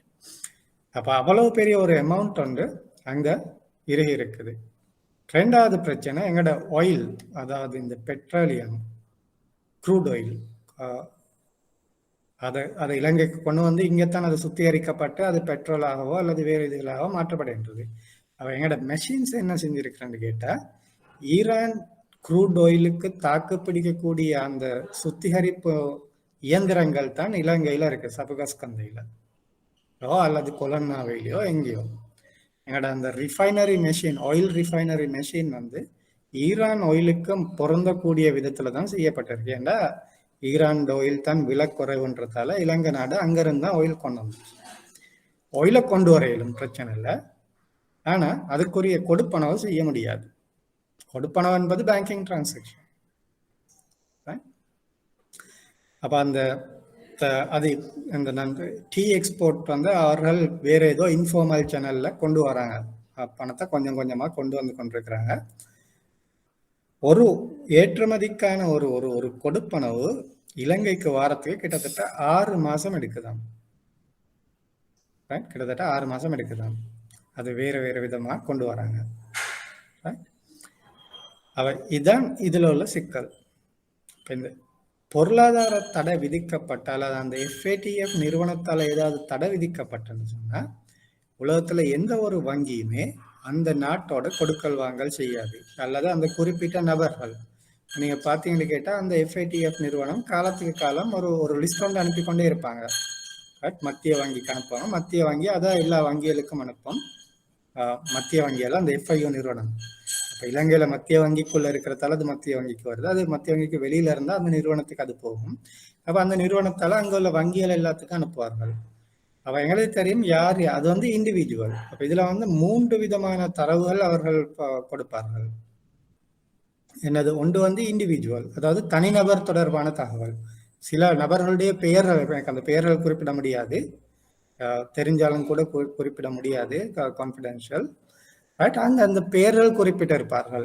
இவர்கள் எல்லாம் இந்த பிளாக் லிஸ்டட் பண்ணி இருக்குது, இவர்களோட எந்த கொடுக்கல் வாங்கலும் செய்யக்கூடாது. அப்படி தப்பித்தவறி தெரியாம கூட செஞ்சாலும் கூட பேங்க்குக்கு என்ன, பேங்க் லைசன்ஸ் கேன்சல் பண்ணப்படும், இல்ல பெனல்டி விதிக்கப்படும். பல ரிஸ்க் என்னன்னு கேட்டீங்கன்னா, உதாரணத்துக்கு சரி உதாரணம் மட்டும் இலங்கையில் உள்ள ஒருத்தர் அந்த லிஸ்ட்ல இருக்கிறாரு. ரைட், இலங்கையில் உள்ள ஒருத்தர் அந்த லிஸ்ட்ல இருக்கிறாரு. நீங்க என்ன செய்றீங்க? ஒரு ஒரு ஒரு தேர்ட் பார்ட்டி உண்டு, ஒரு 3ஆம் நபர் ஒரு பேங்கோட ATM அல்லது CDM மெஷின்ல போயிட்டு அவருடைய அக்கௌண்ட்டுக்கு ஒரு டிரான்சாக்ஷனை செஞ்சிடுறாரு. ரைட், பேங்க் பிரச்சனையில மாட்டிக்கொள்ளும். ஓகே, அப்ப தப்பி தவறி அந்த அக்கௌண்ட்டை இவங்க பிளாக் பண்ணி இல்லைன்னு சொன்னா பேங்க்குக்கு பிரச்சனை. அப்ப அந்த பெயர் லிஸ்ட் வந்து அடிக்கடி மாறிக்கொண்டே இருக்கும். புதுசா ஆட்கள் வருவாங்க, ஆட்கள் இல்லாம போவாங்க. இல்லாம போறா ஒன்று அவங்க செத்திருப்பாங்க. என்ன உங்களுக்கு தெரியும், சாரி இந்த சட்டவிரோத நடவடிக்கைகள்ல இருக்கிறவங்களோட ஆயுட்காலம் குறைவு, கொலைகள் அதிகமாக நடக்கிறதால அவர்கள் செத்திருப்பார்கள். ரைட், அப்போ அடிக்கடி இந்த பேங்க்கள் அந்த அக்கௌண்ட்டை ஒழுங்கா பகுப்பாய்வு செய்து அவற்றை பொதுவா பிளாக் பண்ணி தான் வச்சிருப்பாங்க. ரைட், பொதுவா ஒரு பேர் உள்ளடக்கப்பட்டு இருக்குது, அது எங்களோட பேங்க்குக்கு தெரிய முதல்ல ஒரு டிரான்சாக்ஷன் நடந்துருச்சுன்னு சொன்னா பேங்க் ப்ராப்ளம். ரைட், அப்ப இது மாதிரி இன்னும் நிறைய விஷயங்கள் இருக்குது, ஆனா எல்லாம் கதைக்க இயலாது. அப்ப இந்த ரெகுலேஷனோட அது சரியான முறையில் அமுல்படுத்தப்பட்டு அது சரியான முறையில் மேற்பார்வை செய்யப்பட்டு அது அந்த அக்கௌண்ட் பிளாக் பண்றதா இருக்கட்டும், அல்லது யார் அந்த அக்கௌண்ட்டுக்கு டிபாசிட் பண்றாங்க என்ற அந்த டீட்டெயில் கலெக்ஷனா இருக்கட்டும், எல்லாமே இந்த சர்வதேச வழிகாட்டலின் அடிப்படையில் மேற்கொள்ளப்பட வேண்டும். அப்படி செய்யலன்னு சொன்னா அந்த வங்கிக்கு தடை விதிக்கப்படுறது இல்லாம அந்த நாட்டுக்கும் பொருளாதார தடை ஏற்பட முடியும். அப்ப இலங்கை கிட்டத்தட்ட அந்த கிரே லிஸ்ட் நீங்க கேள்விப்பட்டிருக்கிறீங்களோ தெரியாது, அந்த கிரே லிஸ்டுக்குள்ள இருந்து இப்பதான் கொஞ்சம் வந்திருக்குது. ரைட், அப்ப அந்த கிரே லிஸ்ட்ன்றது அது ஒரு வகையான பொருளாதார தடுத்தான். அப்படின்னா எங்களோட நாட்டோட இந்த AML CFT தொடர்பான அந்த சட்ட திட்டங்கள் ஒன்று போதாது. அப்படி இல்லை, சட்ட திட்டங்கள் இருக்குது, ஆனாலும் அது சரியான முறையில அமுல்படுத்தப்படலை. அது வங்கிகளும் சரியா பார்க்கறது இல்லை, ரெகுலேட்டரும் சரியா பார்க்கறது இல்லை. அப்படி இருக்கும்னு சொன்னாதான் அந்த கிரே லிஸ்ட்ல பேர் வாரு. இலங்கையும் கூட அந்த கிரே லிஸ்ட்ல தான் மிச்சங்காலமா இருந்துச்சு. ரைட், அப்படி தொடர்ந்து இருந்திருக்கும்னு சொன்னா இலங்கைக்கு ஒரு டைம் லைன் ஒன்று வழங்க கொடுக்கப்பட்டிருந்துச்சு. அந்த பீரியடுக்குள்ள நாங்க அதை சரி செய்யலன்னு சொன்னா எங்களோட நாட்டுக்கும் பொருளாதார தடைகள் விதிக்கப்படலாம். ஆனா இலங்கையில அதை சரி செஞ்சு இப்ப கிரே லிஸ்ட்ல இருந்து ஒரு மாதிரி அடுத்த ரேஞ்சுக்கு வந்துட்டாங்க. ரைட், அப்ப அந்த கிரே லிஸ்ட்ல ஏற்கனவே ஐடென்டிஃபை பண்ணப்பட்டிருந்த அதுக்குரிய அந்த அந்த நடவடிக்கைகள் நாங்கள் மிக விரைவாக எடுத்து எங்களோட சட்டத்திட்டங்களை சரியான முறையில் அமல்படுத்தி அது சரியான முறையில் மேற்பார்வை செய்யப்படணும். தொடர்ந்துமே கிரே லிஸ்ட்ல இருந்து கொண்டிருந்தோம்னு சொன்னா எதிர்காலத்துல அதுக்கு அந்த நாட்டுகளுக்கு பொருளாதார தடைகள் விதிக்கப்படும். அப்ப இன்னும் கிரே லிஸ்ட்ல எத்தனையோ நாடுகள் இருக்குது. இலங்கையும் மிச்சங்காலமா இருந்து ஒரு மாதிரி இப்ப அதுல இருந்து வெளியே வந்துட்டாங்க. அப்ப ஏனைய எஃப்ஐயூக்களுடன் தகவல்களை பரிமாற்றிக்கொள்வது, நான் ஏற்கனவே சொன்ன மாதிரி இலங்கையில யார் யாரு இந்த சட்டவிரோத நடவடிக்கையில இருக்கிறாங்கன்ற அந்த தகவல்களை அவர்கள் ஏனைய எஃப்ஐயூ நிறுவனங்களை கொடுப்பார்கள். அவர்களுடைய நாட்டில் உள்ள எங்கட நாட்டுக்கு எடுப்பார்கள். ரைட், எங்கட நாட்டில் உள்ள அந்த சர்வதேச எஃப்டிஏ நிறுவனத்தை கொடுக்கணும். அது மாதிரி இந்த தகவல் பரிமாற்றம் நடக்கணும். அப்படி இல்லைன்னா இந்த என்ன இந்த சட்டவிரோத நடவடிக்கைகளை மட்டுப்படுத்துறது கஷ்டம். அதாவது வங்கி முறைமையில இருந்து மட்டுப்படுத்துறது கஷ்டம். அதை நாட்டில இருந்து இல்லாம ஆக்கலாது, அது வேற முறைகள்ல நடக்கும். ஆனா அதற்காக இந்த வங்கி முறைமை பயன்படுத்தப்படுவதை எங்களால கட்டுப்படுத்தி கொள்ள முடியும். ஓகே, இதுல ஏதாவது டவுட் இருக்குதா? ஏஎம்எல்சிஎஃப்டி அடுத்தது எஃப்ஐயூடைய அந்த நடவடிக்கைகள்ல இல்ல பொதுவா பெரிய அளவுல கேள்வி வராது, வந்தாலும் கூட ஒரு 5 மார்க்ஸுக்கு தான் வரும். உங்களோட நாலேஜுக்கு ஏதாவது கேட்க இருக்கா, இல்ல நாங்க அடுத்த டாபிக்க பார்க்கலாமா?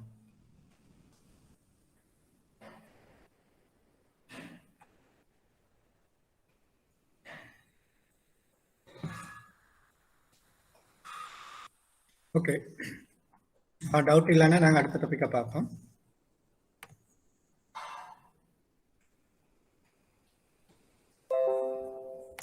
அடுத்தது உங்களுடைய வாடிக்கையாளரை அறிந்து கொள்ளல்.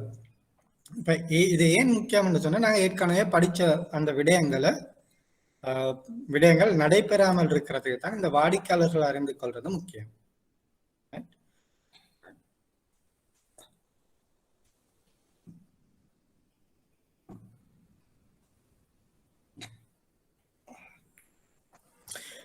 அப்ப ஒன்று, இந்த வங்கிகள் அவர்களுடைய வாடிக்கையாளர்களையும் அவர்களுடைய நிதி பரிவர்த்தனைகளையும் அறிந்து கொள்றதுக்காக இந்த கேவைசி முக்கியம். நாங்க ஏற்கனவே சொன்ன மாதிரி, ஓகே, ஒருத்தர் வந்து அக்கௌண்ட் வந்து திறக்கிறான்னு சொன்னா அவருடைய வருமானம் என்ன, எங்க வேலை செய்யறாரு, எவ்வளவு சம்பளம் எடுக்கிறாரு, வேற என்ன இன்கம் இருக்குது, அவருக்கு யார் யாரோட கனெக்ஷன்ஸ் இருக்குது, அதாவது பொலிட்டிக்கல் பீப்புளோட கனெக்ஷன்ஸ் இருக்குதா, அது போன்ற எல்லாமே நீங்க அந்த கேவைசி டாக்குமெண்ட்ல அந்த பேங்க் எல்லா தரவுகளையும் உள்வாங்கி அவருடைய அந்த அந்த கஸ்டமர் ப்ரொஃபைல் என்று சொல்றது, ரைட், கஸ்டமர் ப்ரொஃபைல் ஒன்று ஒவ்வொருத்தருக்கும் கட்டாயம் செய்ய வேண்டும். அது அதோட இப்போ பேங்க்ல காணக்கூடிய பிரச்சனை என்னன்னு கேட்டீங்கன்னா, அந்த அக்கௌண்ட் ஓப்பனிங் டைம்ல எல்லாம் செய்வாங்க, ரைட், செஞ்சு எல்லாம் அழகா ஃபைல் பண்ணி வச்சிருவாங்க. அது பிறகு யாரும் பார்க்க மாட்டாங்க. பிரச்சனை என்னன்னு கேட்டீங்கன்னா, அக்கௌண்ட்டை திறக்கிற நேரம் அவர் நல்லவராக தான் வருவார். அவர் உண்மையிலே ஒரு நல்லவராக இருக்கலாம். வந்து சொல்றாரு, இல்லை நான் ஒரு இடத்துல கூலிக்கு தான் வேலை செய்கிறேன், எனக்கு இவ்வளோ தான் மாத சம்பளம், எனக்கு ஒரு சின்ன அக்கௌண்ட் உண்டு, ஒரு சேவிங்ஸ் அக்கௌண்ட் உண்டு தாங்கன்னு சொல்லுவார். ஆனால் கொஞ்ச நாளைக்கு பிறகு அவர் படிப்படியா அதுக்குள்ள அந்த சட்டவிரோத பணத்தை கொண்டு வருவார். ரைட், சில நேரம் அக்கௌண்ட் ஓப்பன் பண்ற நேரம் ஃபுல் கோட் சூட்ல நல்ல BMW கார்ல வந்து இறங்கி மேனேஜருக்கு போயிட்டு நல்லா அழகா கதைச்சு அப்படி வந்து அக்கௌண்ட் ஓப்பன் பண்ணுவாங்க, ஒரு ப்ரொஃபஷனல் மாதிரி. கொஞ்சம் காலம் போட்டுட்டு அதே பிறகு கொஞ்சம் கொஞ்சமா அவருடைய அந்த சட்ட விரோத நடவடிக்கை வரலாம். இந்த பேங்க்ல காணக்கூடிய இந்த ஒரு ஒரு முக்கியமான குறைபாடு என்னன்னு கேட்டா, இது வந்து தொடர்ச்சியாக செய்யப்படுறது இல்லை. அக்கௌண்ட் ஆரம்பிக்கிற நேரம் எல்லாம் செய்வாங்க, அதே பிறகு அது முடிஞ்சிடும். ஆகவே இந்த எஃப்ஐயூ நிறுவனத்தின் மூலம் அந்த புதிதாக வழங்கப்பட்ட பரிப்புரையின் அடிப்படையில குறிப்பிட்ட காலத்துக்கு ஒரு முறை இந்த கஸ்டமர் ப்ரொஃபைல் அப்டேட் செய்யப்பட வேண்டும். ஒரு 6 மாசத்துக்கு இடையிலையோ அல்லது 1 வருஷத்துக்கு இடையிலையோ இந்த கஸ்டமருடைய இந்த இந்த இந்த பேக்ரவுண்ட் கேவைசி டேட்டா திரும்ப புதுப்பிக்கப்பட்டு அவருடைய அந்த புதிய கஸ்டமர் ப்ரொஃபைல் அடிக்கடி அப்டேட் செஞ்சு கொண்டே இருக்கணும். ரைட், அப்ப அத மாதிரி நடக்குமா இருந்தா மட்டும்தான் இவருடைய நடவடிக்கைகள்ல மாற்றம் ஏற்படும் போது அது உள்வாங்கப்படும். அப்படி இல்லை, நீங்க ஆரம்பிக்கிற நேரம் மட்டும் கேவைசியை செஞ்சிட்டீங்க, அதுக்கப்புறம் அதை பத்தி எதுவுமே பார்க்கறலன்னு சொன்னா உங்களால அந்த அந்த அதுக்கு பின்னால ஏற்படக்கூடிய மாற்றங்கள் சரியான முறையில கவனிக்க முடியாமல் இருக்கும். அதெல்லாம் கவனிச்சு கண்டுபிடிக்கிற நேரம் டூ லேட்டா இருக்கலாம். ஆகவே இப்ப வந்து அந்த பேங்க்களுக்கு வழங்கப்பட்டிருக்கிற பணித்துறை என்னன்னு கேட்டீங்கன்னா, இந்த கேவைசி அடிக்கடி அப்டேட் செய்யப்பட வேண்டும். அதன் அடிப்படையில் இந்த கஸ்டமர் ப்ரொஃபைல் சில சில ரேங்கிங் அப்போ சொல்லுமே ஏபிசிடின்னு. அப்ப ஏன்றது பெஸ்ட் கஸ்டமர், அவர்களோட மேல எந்த டவுட்டும் இல்லை, அவர்கள் பர்ஃபெக்ட். அப்படின்னா இந்த சின்ன சின்ன டிரான்சாக்ஷன் நடக்கிற இந்த ஃபிக்ஸ்டு சேலரி வாரது, ஒரு மாதம் சம்பளம் வரும், அவர் அடுத்த அன்னைக்கு வந்து சம்பளத்தை எடுப்பார், திரும்ப அடுத்த மாதம் சம்பளம் வரும், அதுக்கப்புறம் சம்பளத்தை எடுப்பார். அது போன்ற கஸ்டமர் எல்லாம் உண்மையிலே ரிஸ்க் இல்லை. அப்போ அது தெரியும், ஓகே இவருடைய இவர் இந்த இடத்துல தான் வேலை செய்கிறாரு, இவரோட சம்பளம் மாதம் மாதம் ஒரே கணக்கு வருது, அவர் அதை எடுக்கிறாரு, அவ்வளோதான். அப்போ அதை மாதிரி எல்லா அக்கௌண்ட்டையும் ஒரு ஒரு பெஸ்ட் ரேட்டிங் ஒன்று கொடுத்து வச்சிருவாங்க. அப்போ அப்படி அந்த ரேட்டிங்ல சில ரேட்டிங் இருக்கும் கொஞ்சம் டவுட்ஃபுல்லானது. உதாரணத்துக்கு ஏபிசிடியில் நான் சொல்லலாம் சியும் டியும். சியில் உள்ள கஸ்டமரும் டியில் உள்ள கஸ்டமரையும் குறைஞ்சது 6 மாதத்துக்கு ஒருக்க அவர்களுடைய அந்த கேவைசி புதுப்பிக்கப்பட்டு கொண்டே இருக்கணும். அந்த ஏல உள்ளவர்கிட்ட வந்து நீங்க 1 வருஷத்துக்கோ இல்லை 5 வருஷத்துக்கோ ஒருக்க செஞ்சா போதும். ஏன் அவருடைய நார்மல் பேட்டர்னே அதுதான். அவர் சாதாரண கவர்மெண்ட் சர்வெண்ட், மாசம் முடிய சம்பளம் வரும், அடுத்த அன்னைக்கு எல்லா சம்பளத்தையும் எடுத்துருவாரு, திரும்ப அடுத்த மாசம் சம்பளம் வரும், அதுக்கப்புறம் திரும்ப எல்லாத்தையும் அடுத்த அன்னை எடுத்துருவாரு. அப்ப அவர்கள் ரிஸ்க் ஒன்று இல்லை. அப்ப அந்த அக்கௌண்ட்டுடைய கஸ்டமர் ப்ரொஃபைல் ஒவ்வொரு 6 மாசத்துக்கும் அப்டேட் பண்ண தேவையில்லை. ஆனா அடிக்கடி டிரான்சாக்ஷன் நடக்குது, ஒவ்வொரு முறையில் அக்கௌண்ட் சல்லி வருது சல்லி போகுது, அந்த சிடி என்ற ரேங்கிங் பண்ண அந்த கஸ்டமரை வந்து அடிக்கடி செய்யணும். ரைட்? அப்ப இப்ப என்ன என்ன ரெகுலேஷன் என்னன்னு கேட்டீங்க, ஒரு வாடிக்கையாளர் கணக்கொன்றை ஆரம்பித்தது முதல், அப்ப அதாவது பேங்கிங் ரிலேஷன்ஷிப் தொடங்கினதுல இருந்து அவர்கிட்ட அந்த கணக்கு மூடப்பட்டு 6 மாத காலம், கணக்கு மூட பண்ற அன்னைக்கும் இல்லை, அக்கௌண்ட் க்ளோஸ் பண்ணாலும் இயலாது, அதுக்கப்புறம் 6 மாச காலத்துக்கு இந்த கேவைசி செயற்பாடு நடைமுறைப்படுத்தப்பட வேண்டும். அப்ப அதுவும் கூட இந்த நடவடிக்கைகளை கண்காணிப்பதற்காக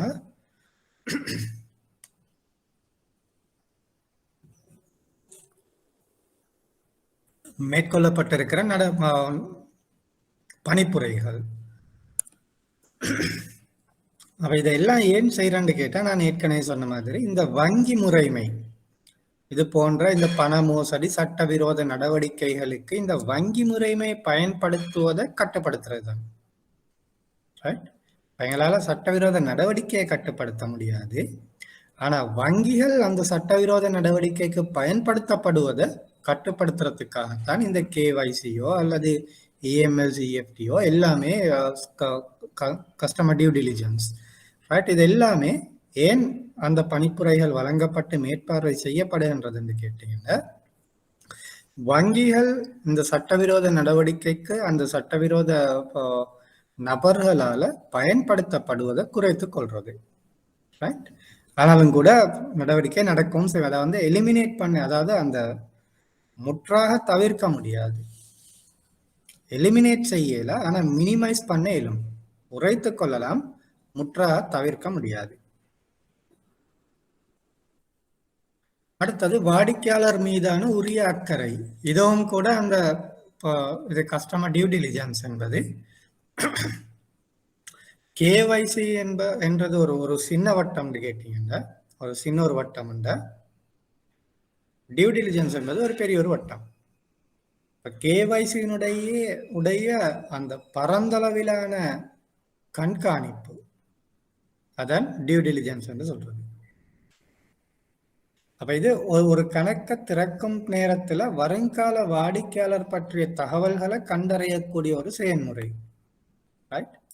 அப்ப பொதுவா நான் பார்த்தேன்னு சொன்னா, அக்கௌண்ட் ஓபன் பண்ணிட்டு கேவைசி ஃபார்ம் தான் தருவார்கள்.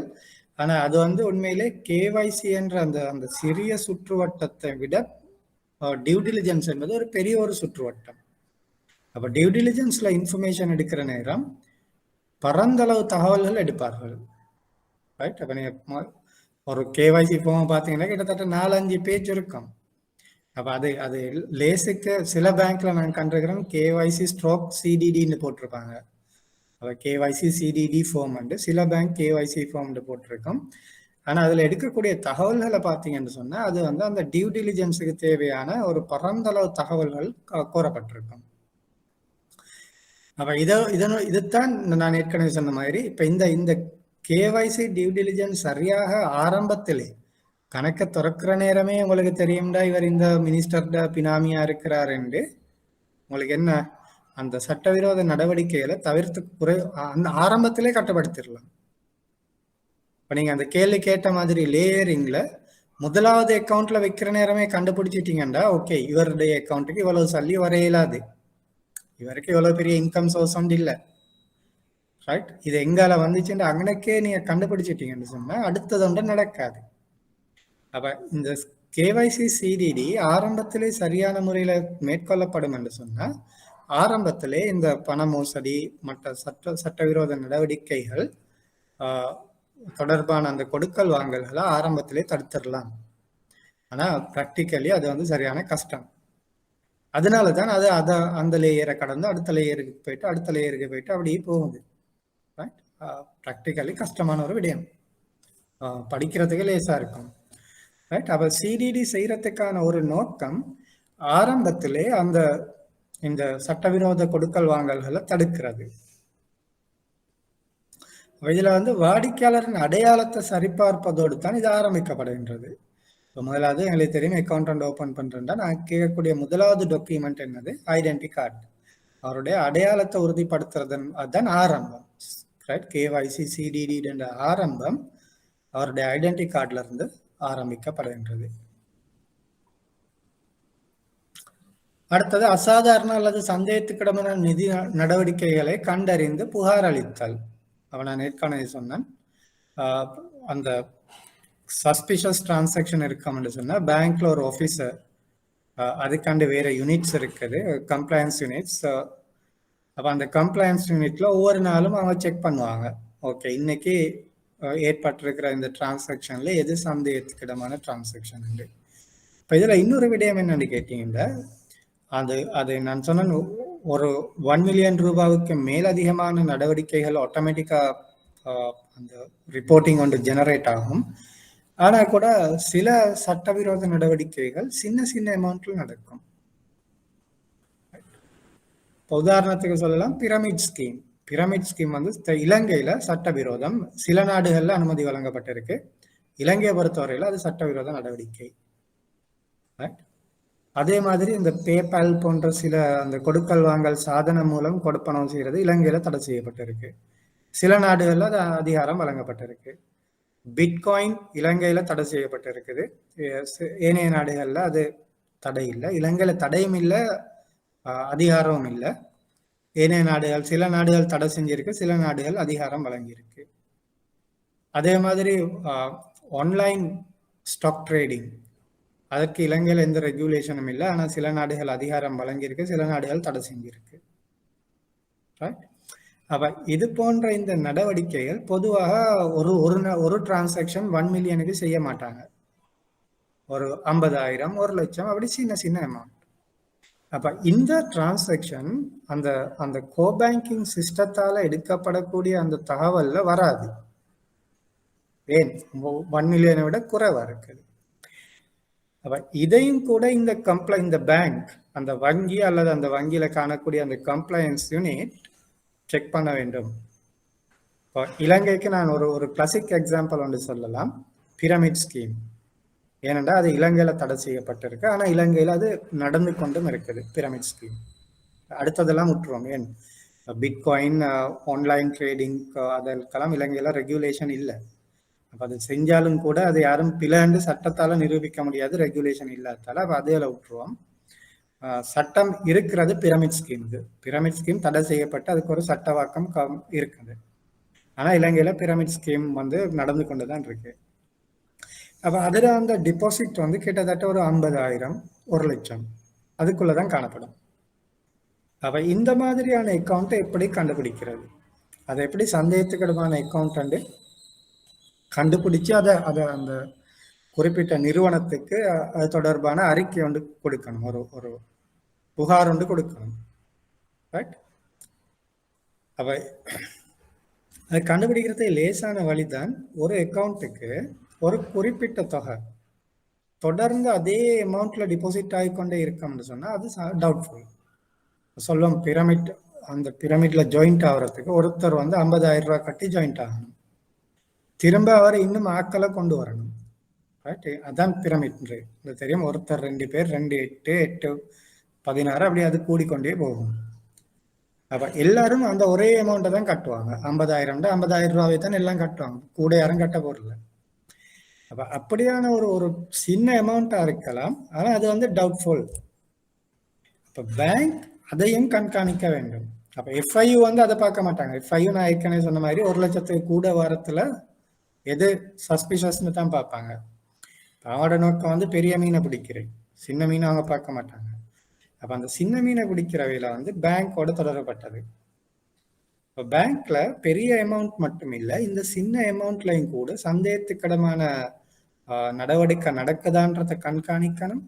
அதை அந்த உரிய நிறுவனங்கள் திரும்பவும் சிஐடிக்கோ அல்லது போலீஸுக்கோ அல்லது சென்ட்ரல் பேங்க்குக்கோ அதை அவர்கள் உடனடியாக இன்ஃபார்ம் பண்ணணும்.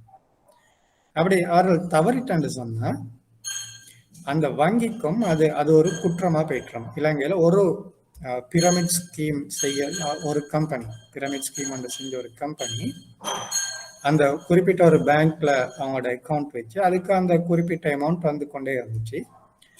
ஆனா அந்த பேங்க் அந்த அத ஒரு சந்தேகத்துக்கிடமான அவன் சரியா கேவைசி சிடிடி ஒரு மானிட்டரிங் சரியா செய்யல, அதனால அதை கண்டுபிடிக்காம விட்டுட்டாங்க. ஆனா இந்த நிறுவனம் சட்ட ரீதியா தடை செய்யப்பட்ட பிறகு மத்திய வங்கியால் அந்த வங்கிக்கு எதிராக நடவடிக்கை மேற்கொள்ளப்பட்டது. அப்ப சின்ன அமௌண்டா இருந்தாலும் கூட அந்த சந்தேகத்துக்கிடமான எல்லா நடவடிக்கையும் கண்காணிக்க வேண்டியது வங்கியினுடைய இந்த கேவைசி சிடிடி என்ற அந்த அந்த என்ன சொல்ற அந்த ஸ்கோப், அந்த வரையறைக்குள் உள்வாங்கப்பட்டிருக்குது.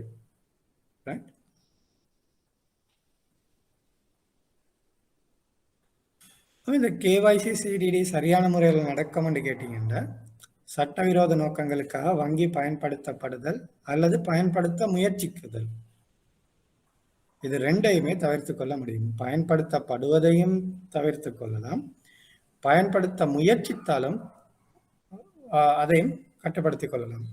நாங்கள் ஏற்கனவே சொன்ன உதாரணத்துல அந்த மணி லேயரிங்ல முதலாவது அக்கௌண்ட்டுக்கு வார நேரமே நீங்க அதை கண்டுபிடிச்சிட்டீங்கன்னு சொன்னா உங்களோட பேங்க் அந்த எதிர்காலத்துல பயன்படுத்த முயற்சிக்கப்படுறதை தடுத்திருக்கலாம். ரைட், அப்படி இல்லைன்னு சொன்னா அது இன்னும் 10 அக்கௌண்ட்டுக்கு டிரான்ஸ்ஃபர் ஆகிருக்கும். அப்ப அந்த டைமுக்கு உங்களோட பேங்க்கை வந்து அவங்க பயன்படுத்திட்டாங்க, அந்த சட்டவிரோத நடவடிக்கை பயன்படுத்திட்டாங்க. அப்ப எங்களுக்கு நாங்கள் அந்த கேவைசி சிடிடி ஏஎம்எல் சிஎஃப்டி சரியான முறையில இருக்கோம்னு கேட்டால் அந்த ஆரம்பத்திலே அதை தடுத்து கொள்ள முடியும். அதான் அப்ப அந்த முயற்சி, அவர்களுடைய முயற்சி ஆரம்பத்திலே முறியடிக்கப்பட்டிருக்குது. அப்படி இல்லைன்னா அவங்க 10 அக்கௌண்ட்டுக்கு மாற்றி அவங்களோட கடைசி அந்த அக்கௌண்ட்டுக்கு எடுத்து அதுல இருந்து உங்களோட பேங்க்ல ஒரு டிபாசிட்டையும் வேற ஒரு அக்கௌண்ட்ல போட்டும் இருப்பாங்க. ரைட், அப்ப அதெல்லாம் நடந்திருக்கும். அப்ப அந்த ஆரம்ப பயன்படுத்தப்படுறதையும் கண்டுபிடிச்சு நிப்பாட்டலாம், அல்லது எதிர்காலத்துல பயன்படுத்துவதற்கான ஒரு முயற்சியா இருந்தாலும் கூட அதையும் கண்டுபிடிச்சு நிப்பாட்ட முடியும். சரியான முறையில இருக்கும். பாதுகாப்பான மற்றும் சிறந்த வங்கி நடைமுறைகளை பின்பற்றுதலை உறுதி அளிக்கும். நான் ஏற்கனவே சொன்னேன், எங்கட அந்த கிரே லிஸ்ட்ல பேர் இருந்துச்சு. அதுக்கு ஒரு காரணம் என்னன்னு கேட்டீங்கன்னா, இலங்கையில் உள்ள பேங்க்கள் அந்த ஏஎம்எல் சிஎஃப்டி ரெகுலேஷனை சரியான முறையில நடைமுறைப்படுத்தவும் இல்லை, பின்பற்றவும் இல்லை. பேங்க்ல நிறைய வீக்னஸஸ் இருந்துச்சு இந்த ஏஎம்எல் சிஎஃப்டி தொடர்பான ரெகுலேஷன் இம்ப்ளிமெண்டேஷன்ல. அப்ப அதுவும் ஒரு காரணம். பேங்க் அதை நல்ல முறையில நடைமுறைப்படுத்தப்படலன்னா முழு நாடுமே அந்த கிரே லிஸ்டுக்குள்ள உள்வாங்கப்படும். அந்த நாடு அதை தடுக்கிறதுக்கு முயற்சி செய்யலன்னா கொஞ்சம் காலத்துல அந்த நாட்டுக்கு எதிராக பொருளாதார தடைகளும் விதிக்கப்படும். அடுத்தது வந்து சரியான முறையில ரெக்கார்ட் மெயின்டெனன்ஸ் இருக்கணும். ரைட், அப்ப இதான் நான் சொன்னேன், நீங்க அக்கௌண்ட்டை மூடிட்டாலும் கூட அதுக்கு பிறகும் 6 மாத காலத்துக்கு அந்த மெண்டேட்ஸோ அல்லது ஓப்பனிங் அப்ளிகேஷன், க்ளோசிங் அப்ளிகேஷன், அந்த டிரான்சாக்ஷன் டீட்டெயில் அது எல்லாமே வச்சிருக்கணும். அப்ப இது இந்த ஒட்டுமொத்த இந்த 2 ஸ்லைட்ல படிச்ச அவ்வளவு விடயங்களையும் உள்ளடக்கியது தான் கஸ்டமர் டியூ டெலிஜென்ஸ் சிடிடி என்பது. அப்போ இது கேஒய்சியை விட மிக பரந்த அளவிலானது. இப்போ கேஒய்சி என்பது சாதாரணமாக நீங்கள் ஓகே ஐடென்டி கார்டு எடுத்தாச்சு, சேலரி ஸ்லிப் எடுத்தாச்சு, 2-3 கேள்வியை கேட்டு அக்கௌண்ட்டை தொடங்கிடலாம், அது கேஒய்சி. ஆனால் சிடிடி என்பது இது எல்லாத்தையும் உள்ளடக்கியது தான்.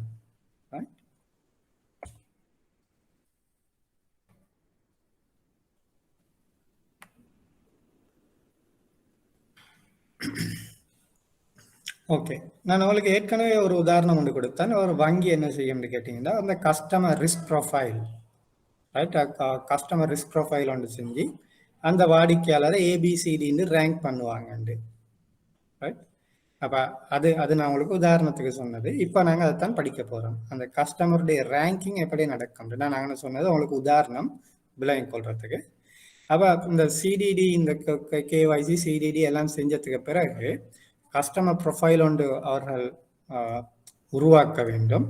அப்போ அந்த ரிஸ்க் ப்ரொஃபைல் அடிப்படையாக கொண்டு இந்த வாடிக்கையாளரை என்ன கேட்டகரிக்குள்ள உள்ளடக்கிறதுன்றது சில ரெகுலேஷன்ல சொல்லப்பட்டிருக்கு. அந்த வாடிக்கையாளர் எப்படி அவரை நீங்க என்ன வகைப்படுத்த வேண்டும். அப்ப அதுல வந்து வழக்கமான வாடிக்கையாளர் என்றது ஒரு கேட்டகரி. அப்ப இதுல தான் நான் அந்த ஏற்கனவே சொன்ன மாதிரி அவர் ஒரு கவர்மெண்ட் சர்வெண்டா இருப்பாரு, ரைட். என்ன சம்பளம் வரும், அடுத்த நாள் இவர் எல்லாம் ஒட்டுமொத்தமா எடுப்பாரு, சிலாக்கள் அப்படி எடுப்பாங்க. இவர் அக்கௌண்ட்ல வேற எதுவுமே நடக்காது, திரும்ப அடுத்த மாசம் சம்பளம் வரும், திரும்ப அவர் அதை எடுத்துருவார். அப்படி இல்லை சிலர் இருக்கிறார்கள் என்ன செய்வார்கள், ஒரு கிழமைக்கு 5000 ரூபாய் தேவைண்டா அதை மட்டும் எடுப்பாங்க, திரும்ப அடுத்த கிழமை போயிட்டு இன்னொரு 5000 ரூபாய் அடுத்த கிழமைக்கு எடுப்பாங்க, திரும்ப அடுத்தது எடுப்பாங்க. அப்ப 4வது மாசம் அவரோட சம்பளம் முடியும், அடுத்த சம்பளம் வந்துடும், திரும்ப ஒவ்வொரு கிழமையும் போயிட்டு இதை மட்டும் எடுத்துட்டு இருப்பாரு. அப்ப இது வந்து வழக்கமான வாடிக்கையாளர், ரைட். அப்ப அவர் வந்து ரிஸ்க் குறைவா காணப்படுவார். இந்த சட்டவிரோத நடவடிக்கைகள் தொடர்புல ரிஸ்க் வந்து குறைவா காணப்படும்.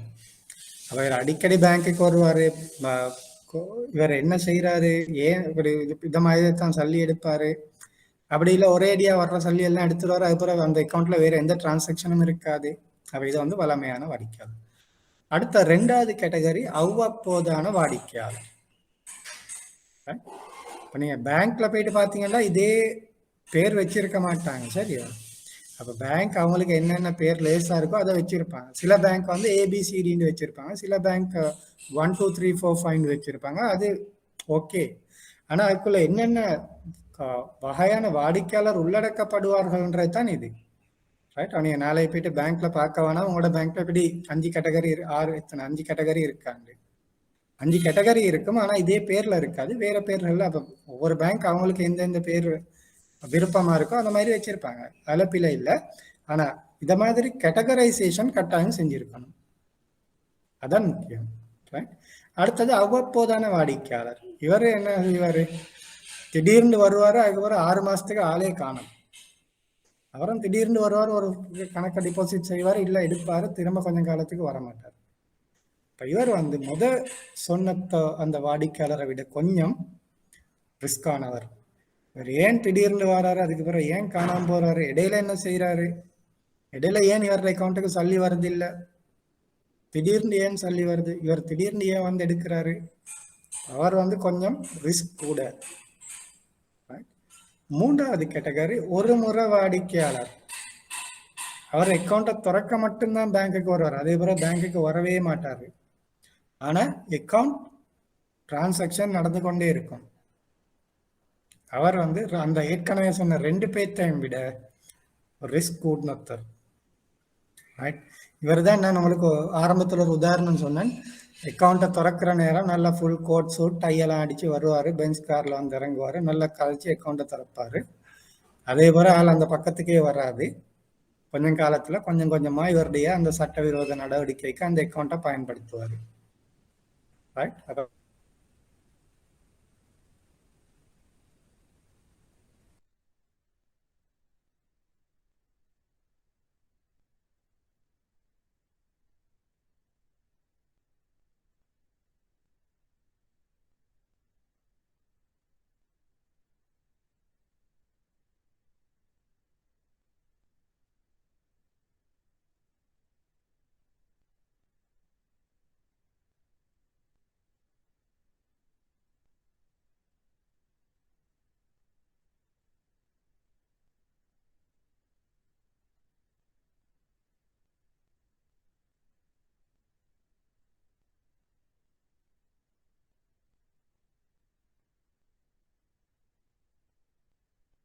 அப்ப இந்த மாதிரியான வாடிக்கையாளர் அந்த ஏற்கனவே சொன்ன 3 பேர்த்தையும் விட ரிஸ்க் ஆனவர். ஆனா வந்து இதுல ஒரு விஷயம் இருக்கு, என்னன்னு கேட்டீங்கன்னா, ஒரு கம்பெனியை பொறுத்தவரையில ஒரு கம்பெனி செக்ரட்டரியோ அல்லது பிஎன்ஓ தான் வந்து சல்லி போடுவாங்க, சல்லி எடுப்பாங்க. ரைட்? அப்ப அதை வந்து பேங்க் விலையும் கொள்ளணும். இவர் அப்படிப்பட்ட இல்ல ஒரு அரசியல்வாதியிட பினாமியா. அப்ப பினாமி இதை செய்யறாருன்னு சொன்னா டவுட்.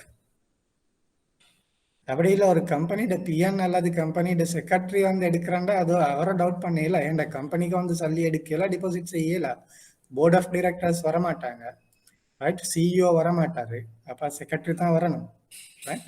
அப்ப அதுவும் கூட மூன்றாம் தரப்பு. ஏன் செக்ரட்டரியோட அக்கௌண்ட் இல்லை, அது கம்பெனி அக்கௌண்ட்ல இருந்து அவர் சல்லி எடுக்கிறாரு, சல்லி வைக்கிறாரு, ரைட்? அப்ப நீங்க பேங்க்ல வேலை செய்யறேன்னா உங்களுக்கு தெரியும், அந்த 3 மணி ஆகிட்ட சில கம்பெனிஸ்ல கேஷ் அப்படி கொண்டு வருவாங்க, ரைட்? லட்சக்கணக்கு கொண்டு வந்து ஒரு ஐடியா டிபாசிட் செய்வாங்க.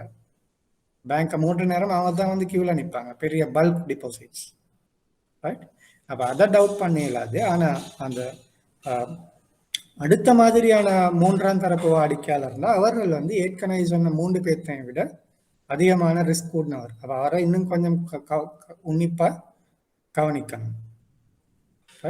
கடைசியா அரசியல் ரீதியாக தொடர்புடைய நபர், ஒரு அரசியல்வாதி, அவருடைய அக்கௌண்ட் வந்து அரசியல்வாதின்ற நேரம் அவருடைய ஸ்பவுஸ், அதாவது கணவன் அல்லது மனைவி, அவருடைய பிள்ளைகள், அவருடைய நெருங்கிய உறவினர்கள், அவருக்கு கீழே வேலை செய்யக்கூடியவர்கள், அவருடைய டிரைவரோ அல்லது செக்யூரிட்டி கார்டோ, ரைட்? அப்படி ஏதோ இருக்கலாம். இவர்கள் எல்லாரையுமே பேங்க் வேறையா பிளாக் பண்ணணும், ரைட்? வேறையா அவர்களை அடையாளப்படுத்தி வச்சிருக்கணும். அப்ப அதுல யாருடைய அக்கௌண்ட்ல டிரான்சாக்சன் நடந்தாலும் இந்த சிடிடி ரெகுலேஷன் கீழ் அடிப்படையில் அவர்கள் அனைவருமே உன்னிப்பாக கவனிக்கப்பட வேண்டும். அது அரசியல்வாதியுடைய அக்கௌண்ட் மட்டும் இல்லை, அவருடைய பேர்ல இருக்கக்கூடிய ஒரு கம்பெனியா இருக்கலாம், அவருடைய பேர்ல இருக்கக்கூடிய ஒரு பிசினஸா இருக்கலாம், அவருடைய கணவன் மனைவியா இருக்கலாம், அவருடைய பிள்ளைகளோட பேர்ல உள்ள அக்கௌண்டா இருக்கலாம், அல்லது க்ளோஸ் ரிலேஷன்ஸ். க்ளோஸ் ரிலேஷனுக்கு ஒரு டெஃபினிஷன் ஒன்று இருக்கு, இரத்த உறவுன்றது. அதாவது அவருடைய அம்மா அப்பா, அவரோட கூட பிறந்த சகோதரர்கள் சகோதரிகள், அப்ப அதான் க்ளோஸ் ரிலேஷன் என்ற பிளட் ரிலேஷன். அவர்களுடைய அக்கௌண்ட் அது உண்மையிலே அவருடைய அக்கௌண்டா இருந்தாலும் கூட கான்டெக்ட் அதுவும் மானிட்டர் பண்ணப்பட வேண்டும், ரைட்? அப்ப இந்த மாதிரியான அக்கௌண்ட் ஹை ரிஸ்க் அக்கௌண்ட்.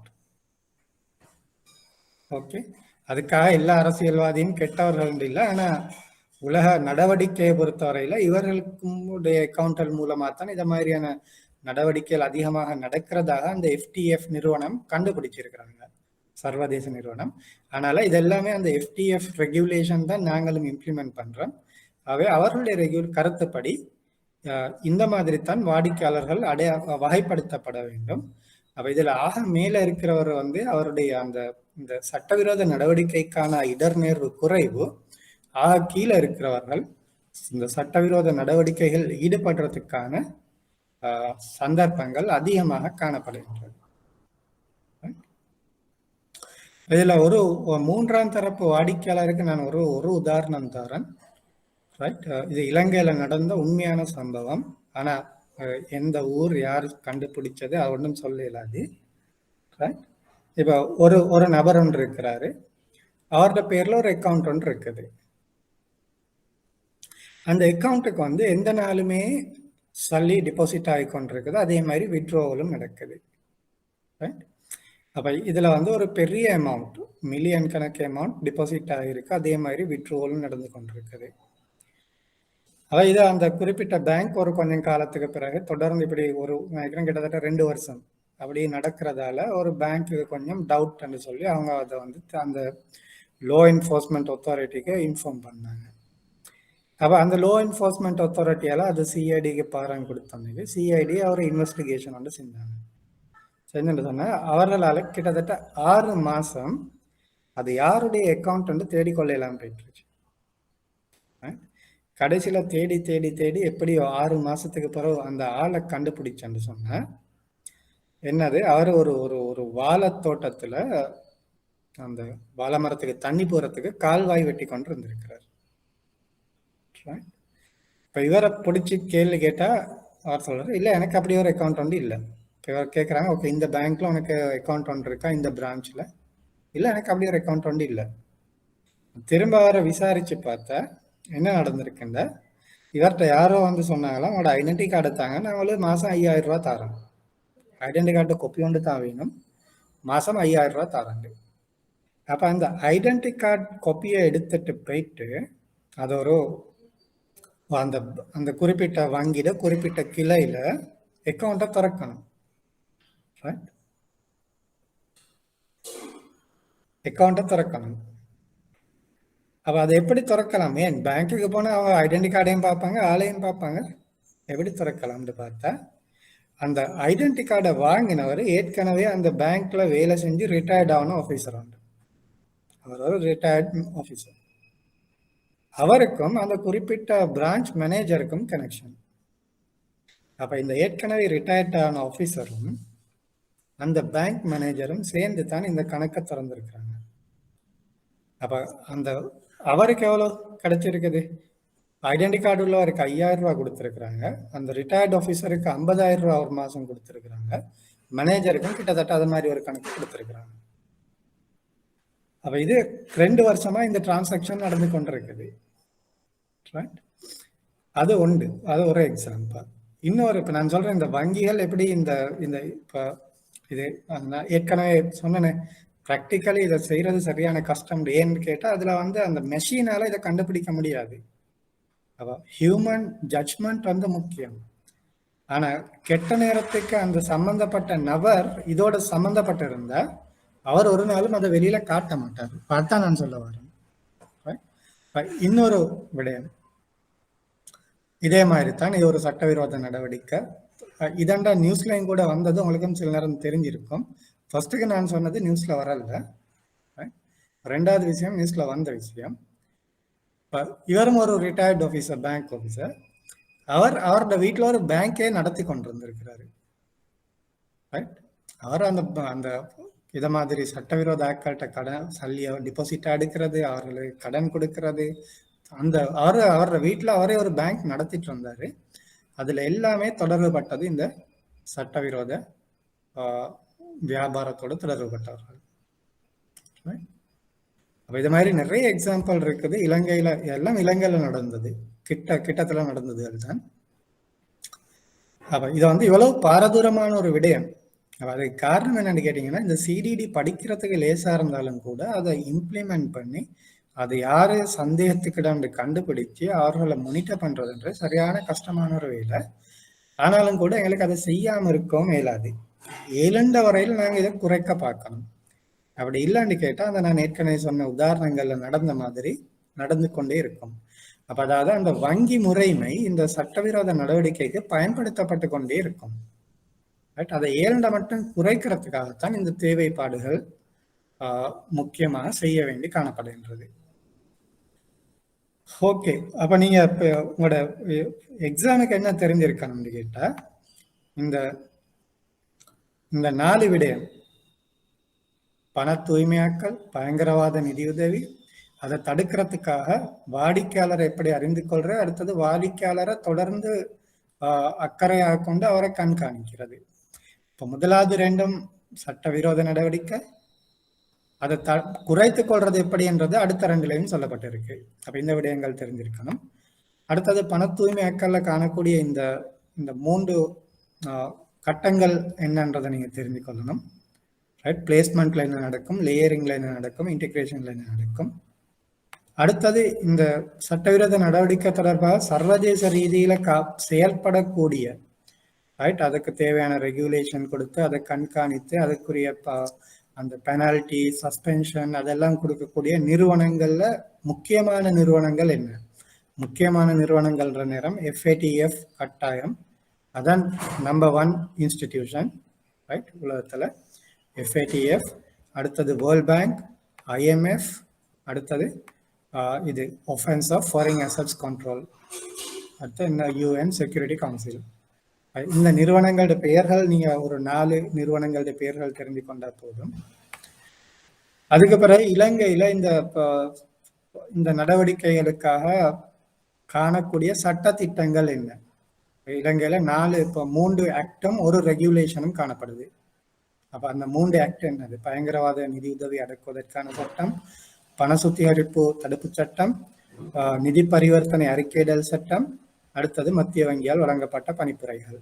இதுதான் இலங்கையில இது தொடர்பாக காணப்படுகின்றது. அடுத்தது எஃப்ஐயுடைய தொழிற்பாடுகள் என்னன்றது ஓரளவு தெரிஞ்சுக்கோங்க.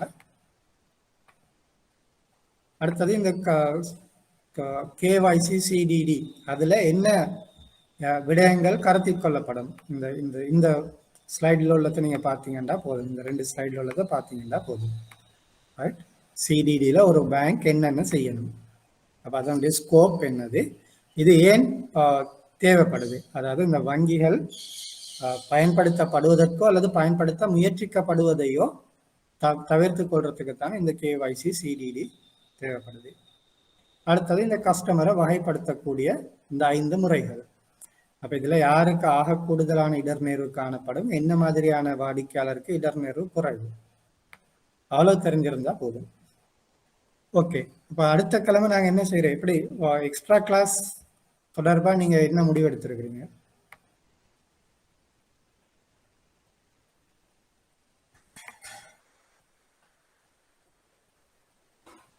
எக்ஸ்ட்ரா கிளாஸ் தேவையா, எப்ப செய்யணும், என்ன செய்யணும்?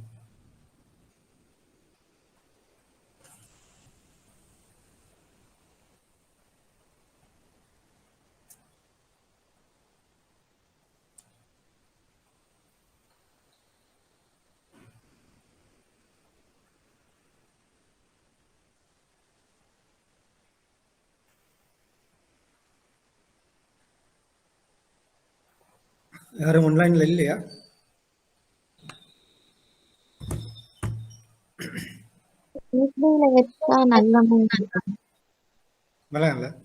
கிளாஸ் வச்சா நல்ல, வைக்கத்தான் வேணும். எக்ஸ்ட்ரா கிளாஸ் எப்படியும் 2 இல்லாட்டி 3 கிளாஸ் செய்ய தான் வேணும். அந்த டைமிங் எப்ப செய்யலாம்ன்றதுதான். வீக் டேஸ்ல பரவாயில்லையா? அந்த போன கிழமை யாரும் சொல்லியிருந்தா 7 o'clock கஷ்டம், 7 PM.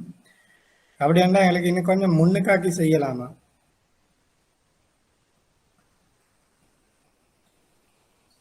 ஒரு 6 to 7 மாதிரி.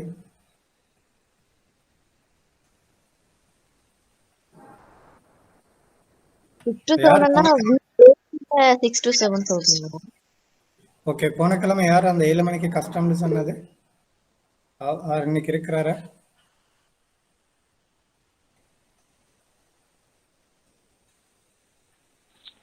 Sir 7 to 8 okay sir. 7 to 8 அல்ல, போன கிழமை யாரோ கஷ்டம்னு சொன்னாங்க, அதான் கேட்கிறேன். அந்த அவருக்கு ஓகேயா 7 to 8 செய்யறது?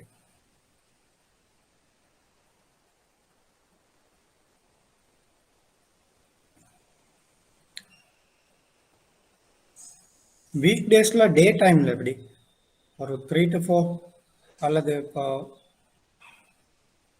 அது மாதிரி ஒரு டைம் வீக் டேஸ்ல இயலாதுன்னா வேலை போறதால கஷ்டம். டே டைம் கஷ்டம் சார். வேலை போறது. ஓகே, அப்ப சண்டே ஈவினிங் 3 to 5 இந்த கிழமை இல்ல, அடுத்த கிழமை தான். சண்டே சரி, சாட்டர்டே சரி, வேற கிளாஸஸ் இருக்குதா? அல்லது 5 to 6னாலும் பரவாயில்ல. 5 to 6 5 to 7 client management class இருக்காம். அது எத்தனை மணி முடியுது?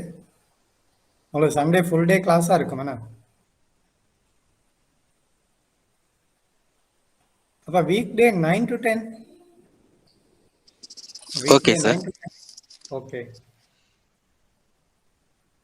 ஓகே, வைஃபை ஓகேயா? நினைக்கிறேன் அவ்வளோ தான் லாஸ்ட் டைம் பிரச்சனை இருந்துச்சு. 7க்கு தொடங்குறேன்.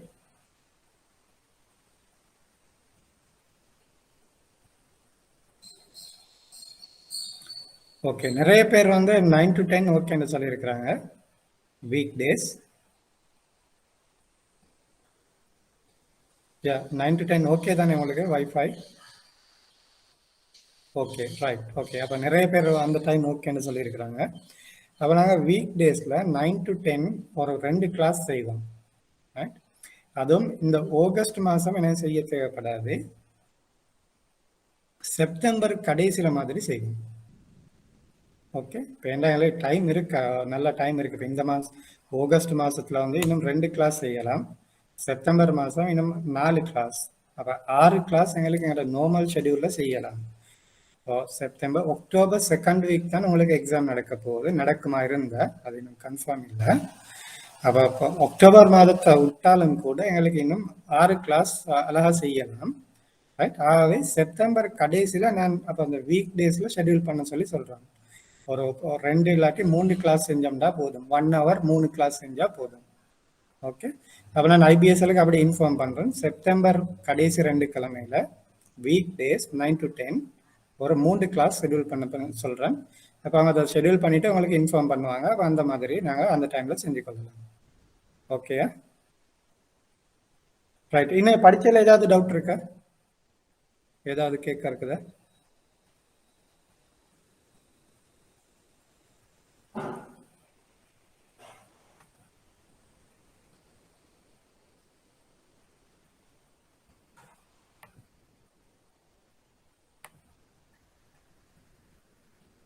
ஓகே, அப்படி டவுட் ஒன்றும் இல்லைண்டா இப்போ நாங்கள் கிளாஸ் இதோட முடிப்போம்.